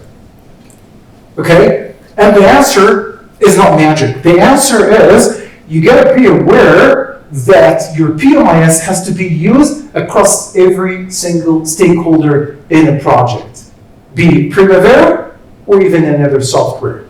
But you gotta make sure that everyone is having a skin in the game. Right. So, what is a project management information system? Tell me more. In some projects, well, it's not a project. When I see NEOM or ITSE Global, is that a project? Is that a one single project? Of course not. It's like portfolio of projects. And under that portfolio, there are a lot of programs of projects do exist, and some of them do not exist. Some projects, they need what we're calling, well, I don't like to call it feasibility study, but I like to call it strategic planning, right? So someone, you come up with an idea, you put a business case to it, you send it by myself, I look at it, I approve it, it becomes an initiative, and that initiative translates into a project, right? So all of the above is called portfolio management or strategic planning. We've got that piece from Primavera, by the way, and it's available in the cloud in Saudi, and it's called Primavera Portfolio Management, OPC. Well, I went underway. Facilities the project manager has been evaluating the software to be used in the project, and he needs a lot of capabilities. So he's telling me in a meeting, I need a BIM collaboration tool, I need the document management, I need the cost management. And when he says cost management, he means contracts, change orders, payment management system, so that me as a contractor, I'm going to log in to your PMIS system, and guess what? I'm going to submit my payment application or requisition against certain cost codes, right? Does that sound familiar to you? Because in a lot of projects, it's such a challenge to find the cost breakdown structure to build the cost management framework on, okay? I was part of the 2013 implementation for MR. My team was delivering the implementation there, and believe it or not, we spent a couple of months with MR on, can you show me a standardized, unified cost breakdown structure, or some people, they like to call it cost coding structure, against which I'm tying all the contract line items to. Took us a couple of months to standardize on that. So what else you want? I need some innovations, need AI technology to help me. You remember that screenshot where Calyx was talking about tracking in buildings in the very first part of the presentation, right? There are technologies now that they have IoT sensors where it can track where Sharif is, how many read hours he spent on the job versus the planned hours. And guess what? If you hover over our booth tomorrow at Oracle, I have that technology working with me. And it's part of our Oracle Industries Innovation Lab. Cool. Yeah. Sure. Go for it. And by the way, if you want to ask questions باللغة العربية, feel free and وانا هرد بالعربي. Okay. So. You have made a unified code or something like that to customize the product cost or something like that. That's correct. How can you manage the inflation or forex implication, something like that? Okay, that's an advanced step. The problem that we had is even more basic. They used to work in every single project with a cost coding structure that is different from other projects. So chances are when you tell me, Sharif, in your PMIS, I need one report against all the contract work packages and line items, I'm going to tell you, I'm sorry, I can't. Well, because the cost code that is called O.1.x whatever here, that's called masonry work or concrete or custom plays, it's not the same thing in another project, right? So our issue with that was even one step prior to that. Yeah, it was that bad. Okay, but they went through it and they were good, and they're now been using the system for almost 10 years. One of our good success stories in Dubai. This is Oracle or this is customizable for each organization? This is Oracle, and specifically a product called Unifier, and the implementation team was done first by a company called ProMaster, and then another Primavera partner is called Gaia, then Faithful and Gold FMG. I'm sure everyone knows what FMG is, right? So it went through different phases of implementation. Okay? Cool, and of course, the lean task management. Me as a contractor, if I want to break down things for people who are focused on the job, and you're not going to bother with a very overwhelming Primavera P6 schedule, I need to chop it up, okay? And that chopping up process is called the last planner theory, and it comes from the Lean Institute. The good thing about that collab between PMI, with Construction Industry Institute, and the Lean Institute and Oracle is that we've looked at one framework to connect all the dots. I'm proud to say that at Oracle, CEGPU, we really follow that process in its entirety. Every single building block that you're seeing here has a solution from our end in the cloud of Saudi Arabia. Well, let's get going in here. Have you ever heard about Primavera Unifier? You know what that is? It's a project management information system. And as the name exactly implies, it unifies, brings all people together in one place. So Primavera is not only the Primavera P6 for planning and scheduling. Primavera Unifier is a very broad platform, and it's a PMIS. So what does that do? It's okay. It does workflow management. This unifier thingy is a workflow-driven process management PMIS, and it uses phase/stage gate management. So if you're adopting feed, just like in Aramco, or in Neon, if you're having 7 phases for the delivery for a project early on, from the feasibility study down there into the design management, all the way from conceptual, schematic, IFCs, getting into the cost estimation, budgeting, and then the delivery, quality, project closeout. And if you want to have a governance throughout the project using a phase stage gate management system, and then we have a workflow management across the SOPs. You know what SOP is? Standard operational procedures. Thank you. Then the answer is Unifier. And when it comes to that, and if you're following a process and you need a structure across all the portfolios and the projects, Unifier is a beast. Sure. All right, so let's get going. What is this? Reference records? Linked documents? So that might be an RFI, okay? So you remember when I was saying RFI answer might lead to a prolonged change management process? Because you remember that scenario, back to the scenario. What was the scenario? I'm a contractor. I've been digging in soil, found something that's out of scope, and I want to raise the concern. How do we raise concerns in projects? An RFI or RFC, request for clarification or request for inspection, right? This might be a question, by the way, in the test. So we raise the question and we wait for an answer. Sometimes contractually, depends on the contract, the RFI is not going to be left open-end, right? You're going to get an answer from either the client or the PMC within 7 days, traditionally.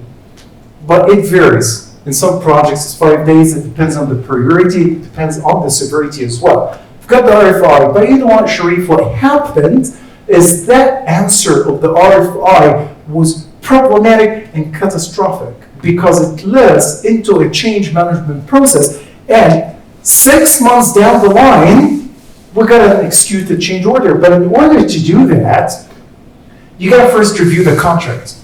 You got to review the project schedule. And when you look at the schedule, you have to look at vendors and commitments, right? And you have to check the budget, because before you give me a change order, what's going to happen? You have to secure first a budget change or relocation, or it can be taken out of the contingency in order to accommodate the change order itself, right?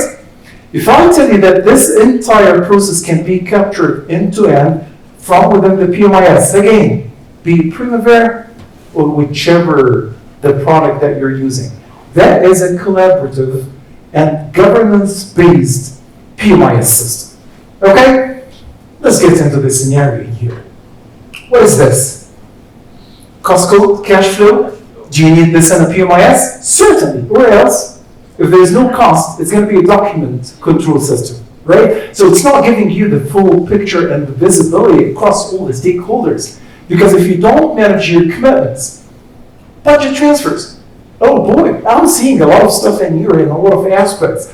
Budgets, invoices, payments, materials, retainage. Oh, sounds familiar. That is the core of the construction industry. So in a PMIS, remember, that might be one of the questions. One of the characteristics is your PMIS has to possess a full cost and a cash flow management application in it, right? Don't say I didn't say it. Cool, contract management. I'm gonna bore you for a few minutes on the contract management and how to create a contract, because it's not on the A4, okay? You're laughing, right?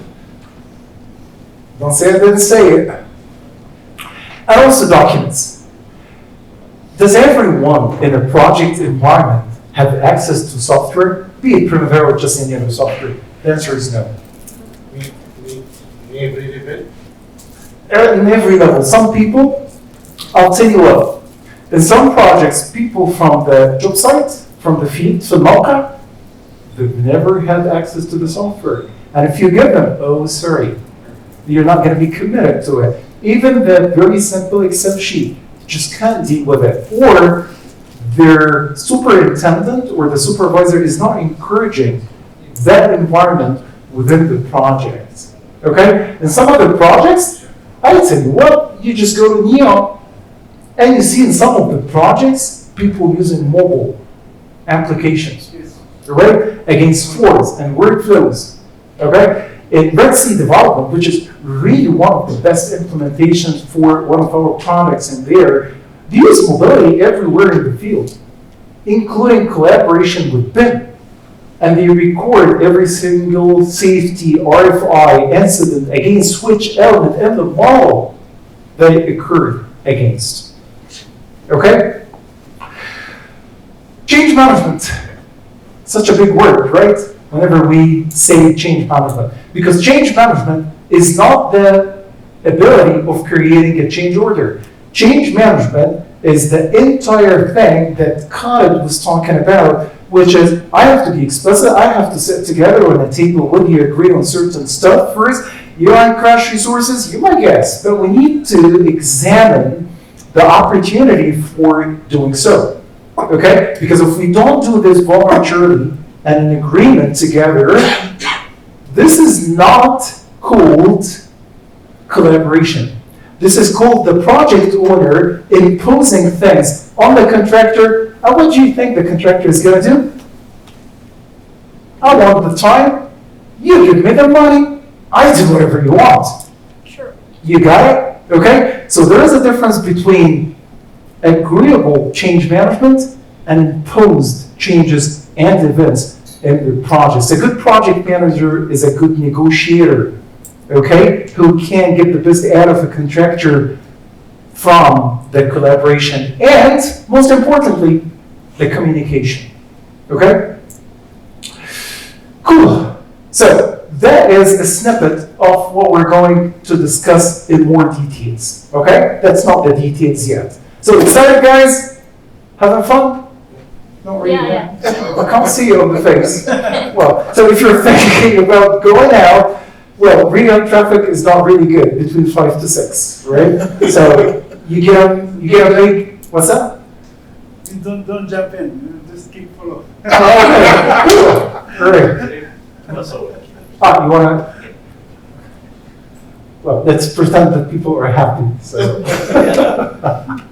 Well, thank you. So, we're aiming to finish around 6:15. Is that okay with everyone?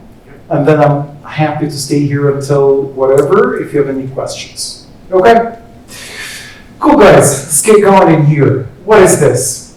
In the PMIS, we need to build a workflow. Okay? So, workflow, for example, in inspection. I need to create as a contractor, because it's my responsibility. From a contractor, it goes to someone else from the contractor to review it, to review that submission before it goes to who? Is it going to go to the client directly? Of course, no way. It's going to go to the consultant. And depending on the framework or the chain of commands within the project, it might even to go to a construction manager consultancy firm first before it goes to the PMC. And sometimes, depending on the nature of what we're submitting, it might need to go to the design consultant because they need to check something first. And it might go to the engineer, right? So it might go outside the collaborative stakeholder of the project because the vendor has to check the availability of certain catalog or the material first before you commit to it. Because if you commit to it, then good luck with that.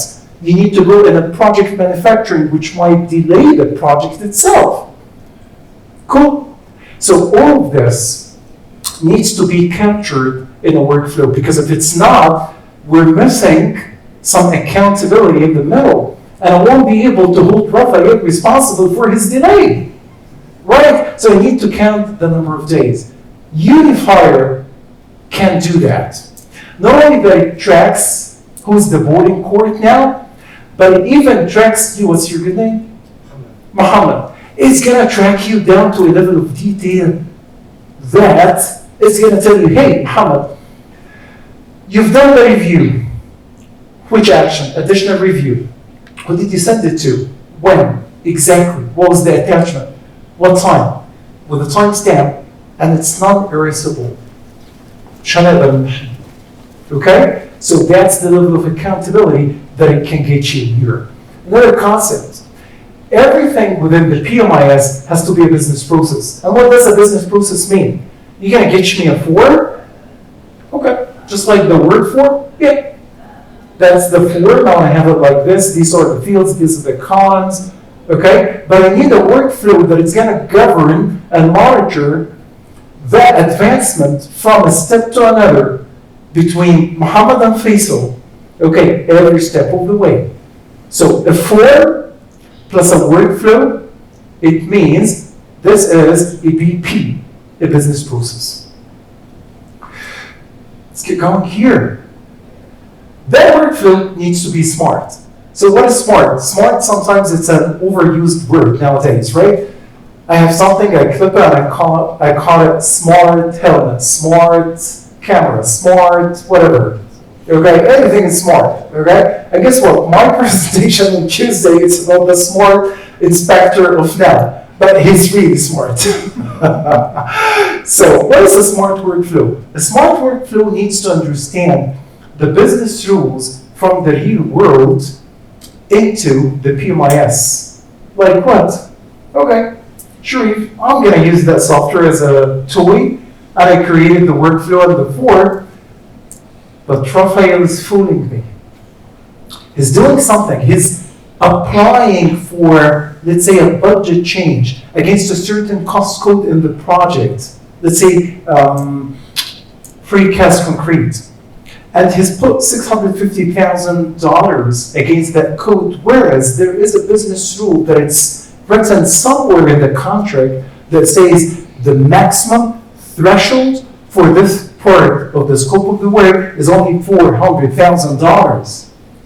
Would that software be capable of spotting Raphael when he submits something sneaky inside the workflow and captures that the workflow of that particular budget change cannot be processed unless it meets the desired threshold of this? This is what we're calling business rules. And stay tuned.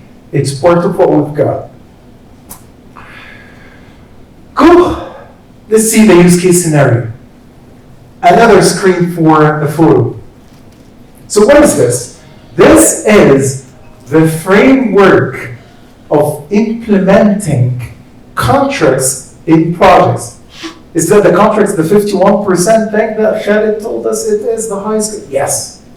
And is that the PMIS systematic approach of implementing it? Yes. And does that Primavera Unifier PMIS system capture everything in it? Yes. Is that part of the exam? Oh yeah, yes. What's that? You have to do the exam. Well, not really. I'm just getting you excited. You might find out that there's no single thing that I mentioned today is in the test. All right, that's very important, guys. This is a framework of how you set up the contracts management and execution, right? What do you need to do? You need to set up what we're calling the cost breakdown structure. Some people use CSI specifications, right? Or uniform to coding structure as an alternative for the cost breakdown structure. Well, okay, but is that a cost breakdown structure? Well, not really. Check out the following. A lot of project owners, they use the control accounts or the cost accounts in the ERP system, or they call it the chart of accounts, too many other things as well, and they use it as a cost breakdown structure in the PMIs. Does that work? No!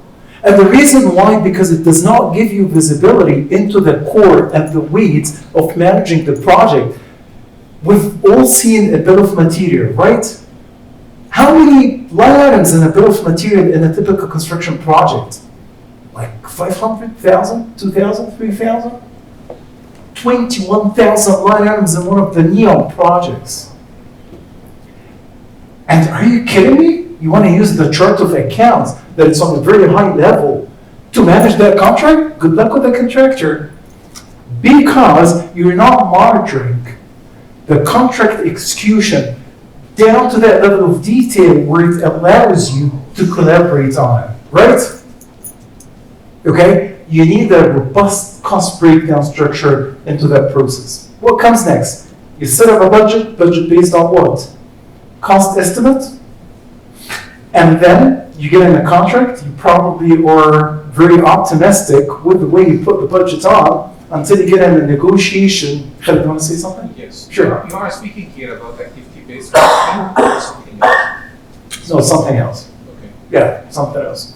Okay, so you put the budget together, okay, and then let's say, what's your name? Jalala. Faisal and Raphael. 3 contractors applying for the job, for the mechanical job, and I've been looking at their prices, and guess what? The cheapest of them is even higher than the budget that I've approved myself. Oh, contract negotiation? Yes. Re-estimates? Yeah. Why? Because, man, you've been basing all your estimates based on outdated prices from vendors who might not even exist and just closed door. They shut down, they're out of business. And by the way, that happened post the pandemic. A lot. Okay?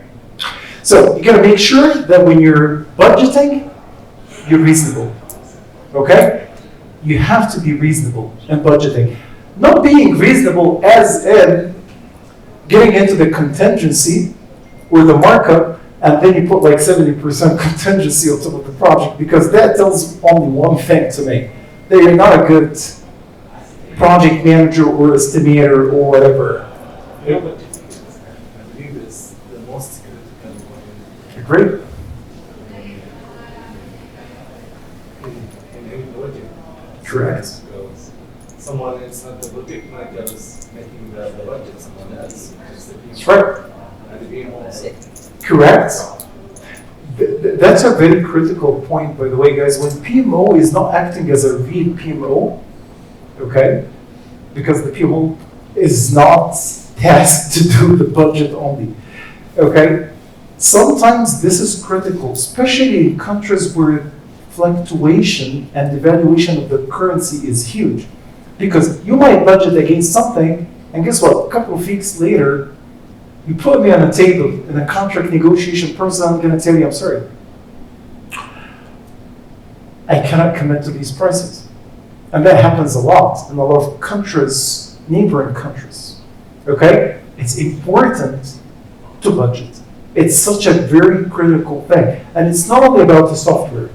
It's about the way you do the budgeting and being very updated with what happens in the market. Cool. Let me walk you through the scenario very quickly in here, okay? The aim from all these screenshots is not to explain every single header, column, or a field, okay? The aim is to show you the capability that you guys have to possess in whatever, Primavera Unifier, or just any other system that you're using, okay? So, you remember what was the first thing?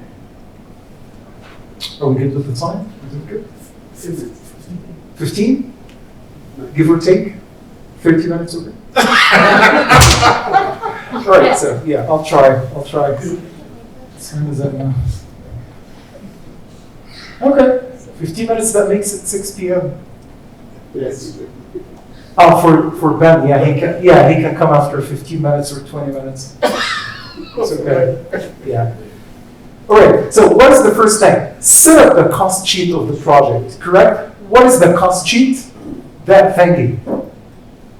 Okay? And when I was saying chart of accounts, and by the way, if you're not into that part of the project business, go and ask in your organization, you don't have to tell me. They're going to show you a chart of accounts on a very high level, and they tell you we monitor all the project expenditures based on that. It's not going to work. You need something very detailed that it gets into the weight of the project itself. Okay? That's how we set it up. Do you do it manually? Well, if you want, but there is a much simpler way of doing this by importing it from maybe Excel spreadsheet. So one of the evaluation criteria that you have to make when you're selecting a PMIS, that these very exhausting lists or lengthy lists or structures, you got to make sure that you're noting one thing for the PMIS, which is the ability to import from Excel. Because you know what? Are you going to add every single line item in a contract manually in the software just because it has that capability? Of course not. Yeah, it's going to be silly, right? And you know what? Most of the project owners or the contractors are not going to send it to you in an automatic or digital format, right? It's going to be in Excel, and you have to live with it and import it here within Primavera Unifier. Cool. Let's look at it. Now it's a summarized version. So what does that tell? We have planning, then the property management, with design, procurement, and construction. And chances are, if I expand on that construction, I should see like thousands of other items against which you're associating the work in your contracts. And what's the aim? The aim is to monitor everything related to the project end. Let's agree on a couple of concepts. If I'm a project owner, we like to call it the client, أو مالك المشروع, and I have a general contractor. It's going to be yourself. I am the malik, you're the general contractor, you're a subcontractor, okay? I'll call it both. All right, so anything in the PMIS that it's called budgeted, let's say original budget, commitment budget, pending budget, revised budget, projected budget, okay? That means that is myself doing that budget, okay? So between the contractor, general contractor, or the main contractor, or the prime contractor, whatever you call it, and the owner of the project, I call it budget. Now, me as a general contractor, I deal with a lot of subs and subcontractors who do the work. But I set it to the client in a higher price, let's just agree on that, okay, than the subcontractor. Why? Because I'm doing supervision, monitoring, control, administration, etc., right? So the cost that I have purchased that service or the installation or whatever, between myself and the subcontractor, that's what I'm calling a commitment. It's a commitment from my end to the subcontractor. I take it, I lift it up by 15% or 20% or whatever, and then I send it to you in another contract where I consolidate all the commitments of the subcontractor into one contract with the project owner. Does that make sense? Sounds familiar? That has been always the construction industry, just like that. Okay, so I'm going to monitor the budget, commitments, etc. Now, let's create the contract. I have a case scenario for that. I'm going to leave you for about 30 seconds to read what's on the screen. Let me help you with it. That's a form of a contract. Yeah. Oracle in Primavera Unifier, they are able to solve the dilemma of multi to single and single to multi activities. Yes. For the cost structure. Yeah, we call it one to many and many to one. Between to one. activities and line items, yes, we do. Between Primavera P6 and Primavera Unifier, you can correlate one line item against different activities, and vice versa. One activity that might have different resources as labor, non-labor, and material, they can each be assigned a certain cost code, and that's what we're calling one to many. Okay, so we have many to one and one to many. That's a good question. Thanks, Kid. All right, so that's the form of a contract. Okay, so that's the name of the contract, when, the effective date, the contract has a number, contract type, T&M, time and material, it's the contract description, under which specification it falls under certain specification and says that retainage, okay, on the contract, across the contract is 10%. Okay, so if you're eligible for any payment and I've approved it for you and there is no deductions, nothing related to NCRs or any pending items in a punch list or a snack list if you want to call it, okay, and you're all good, I'm going to release the payment, but you know what? I'm going to retain 10% out of it, okay, as a guarantee for anything that might happen in the future. Damages, or maybe anything else, right? Or maybe we find out later on that there was something wrong in the material. Yeah. Or maybe something happened during the warranty period, because when you're a contractor, you just don't deliver hit and run, right? You have to stay in the project actively for quite some time until you finish what we're calling the warranty period of the project. And sometimes we don't even get that back, okay? 1 or 2 months down the line, a lot of communications with the finance department in order to release what we're calling the final payment certificate, right? Okay, and you have to come across every single item in a punch list. Oh, so you want to tell me, Sharif, in a PMIS, I got to make sure that it has snagging, proper snagging or punch listing, and it has to be connected to the contract? Yes. Because if you're using, for example, Autodesk for snag lists, and you're using the best out of a project cost management here and there, but if the two tools are not talking to each other, good luck with the final payment certificate. Delays, disputes, and a lot of claims. You got the point? That's the main point. I don't want you to remember every single thing in here. I just want you to remember what is the criteria that your PMIS has to possess when you're making that evaluation or selection. Let's get going in here. So we've captured the same form that you've seen in the table. Every single form in Unifier is very configurable. Okay? So you tell me I want to add a field in here. You're my guest. I want to add a drop-down menu. Okay. I need the field to be cost related with a dollar sign. Okay. You want it to be a duration? Fine. And then we add maybe some attachments to it. So the original contract itself that it's signed and stamped, I want to attach it in here. Get anything. Maybe the specs of the project to be attached to it. That's totally fine. We get through it. It has a date. It's now published, and it's time to, and you remember when I was saying, hey, a contract, how many items are you expecting in a contract? Hundreds? Thousands? Am I getting added manually? Well, unlimited. Okay. Yes, unlimited. That's a good thing, right? I'm going to import it from a CSV file, and once you do that, look at it. I've got everything in here. The good thing about it is the following. I'm going to take every single item and ascertain whether it is unit price, is it lump sum, is it TLM, is it cost plus percentage, cost plus whatever. Okay? You know that the whole, yeah. However, gone are the days, man. That was like in the 90s and maybe early in the millennium, right? But now everything in the Middle East, Saudi, UAE, and Egypt, it is lump sum. Okay? Contractors are having a good time. Especially with the challenges of the supply chain that is ever increasing than before. Okay? When was the last time you've heard about cost plus percentage?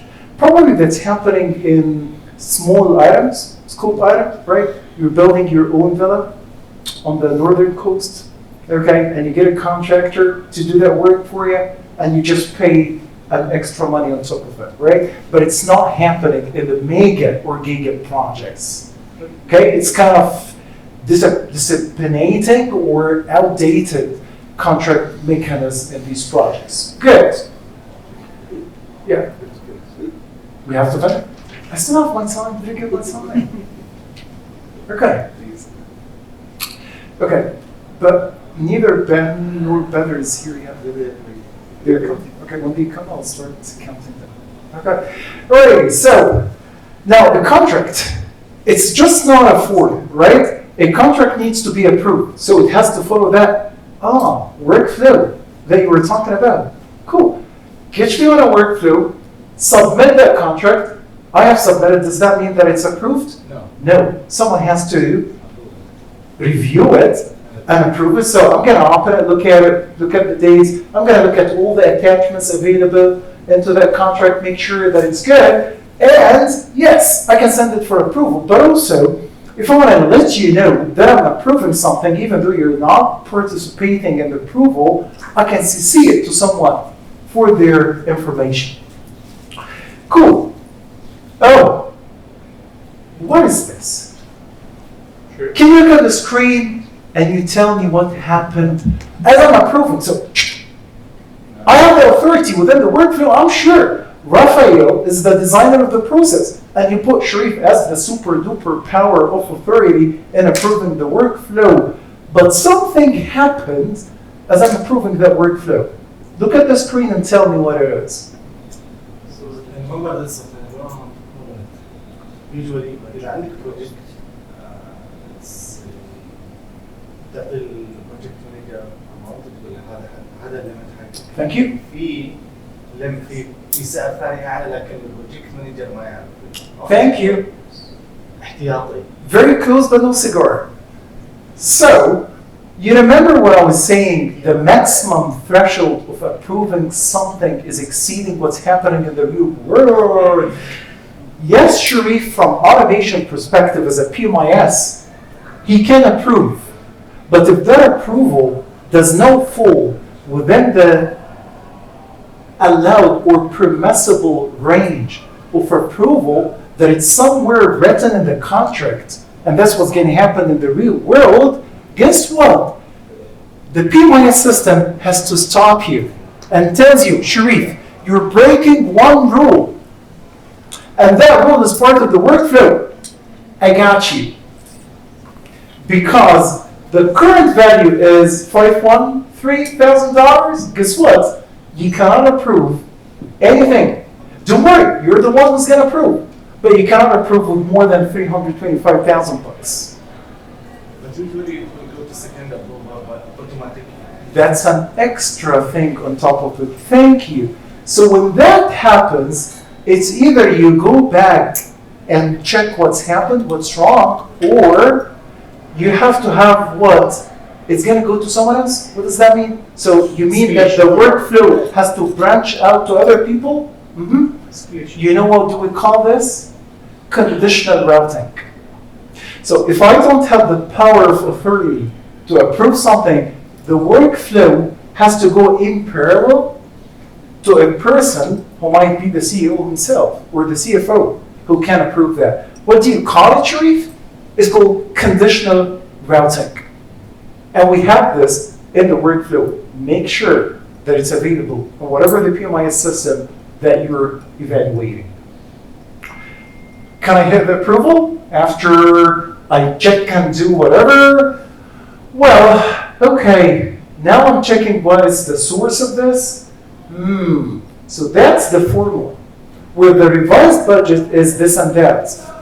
Well, there is no way, a few minutes and I'm wrapping up, okay?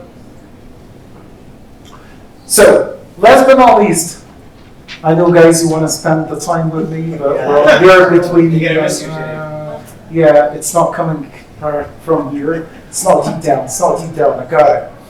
Okay, so, what is that thing? If there's a chance, if you go through the different collaboration capability of the unifier. I can't with 3 people trying to push the session. I'll tell you when you finish, but I'll tell you the good thing about the CP is that everything Sharif is actually explaining. If you click a button there called solution, it takes you to actually see how you implement it in the system. Yeah. So it's not just a way of working, it actually tells you how to build it in the system. Yeah. And the cool thing about it during the training is that it's not going to be someone who's like seating you in front and hit the bottom, no. It's going to be very interactive, just like the way, like industry based on what happens in the real world. That's the beauty about it. This is how we really differentiated ourselves with that credential CP of any other credentials, that we speak life, we speak real world, okay? And even including the PMIS system. So the last part, before many other people hijack the room, is it's not about the system. You need to go and examine what is it, that thing that it's making the approval exceeding $300,000 on top of what the permissible limit is. Okay? So you gotta go and check the rule, because in Unifier, when you define the rule, for example, let's say revised budget, what does that mean? You gotta put the formula in here, which is original budget, and then approved budgets. If there's something pending, okay, it might be reflected in what we're calling projected budget, because that captures and accumulates these pending amounts of money that have not been yet approved. Or sometimes, you know what, I'm not even aware of how much is going to be submitted for approval, but we know as a fact that few weeks down the line, something is going to change within the contract, maybe material, beyond a certain limit. Okay, I'm having a lot of this. You're welcome, guys. I'm going to wrap up in about 60 minutes, so come on in. Come on in. Big brother. Good to see you, man. Right, so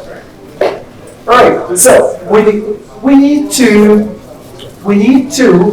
look at that particular budget and see what we can do in order to bring that budget either down or maybe capture these things that we do not have paperwork for yet. Okay? And that's what we're calling the projected budget, right? Does it make it any different from the revised budget?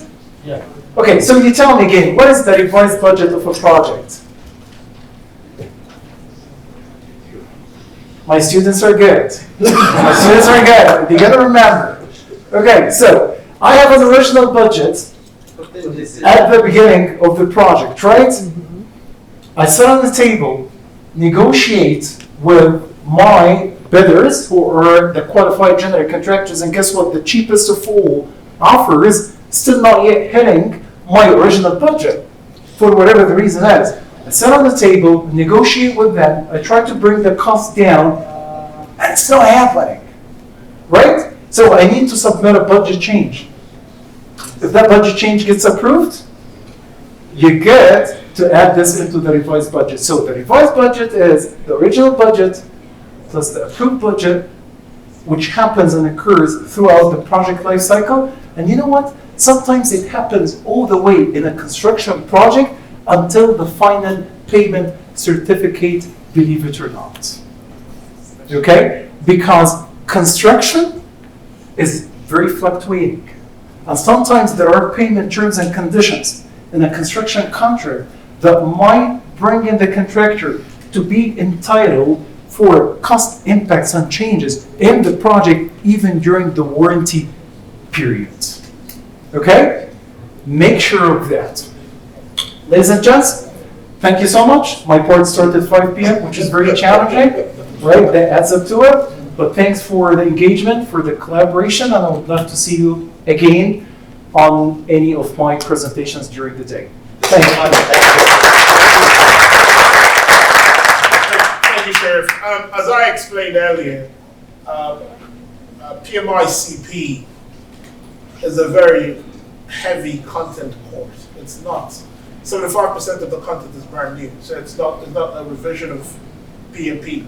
And this is, as you can see, the content is very focused for the construction industry. And you're covering ways of working all the way to the system implementation. So what I will encourage the people that actually stay here till the end is, I would like to get your details and I will send codes to you to try on the communication course and then all the courses, because from what you can see, Sheriff is saying, it's very, very sector specific, and we're using data and lean methods a lot more. So it's, remember back to what I said, it's lean methods, it's data and agile-driven methods, and it's the use of systems. But thank you very much for your time, and very happy to answer any questions which you might have.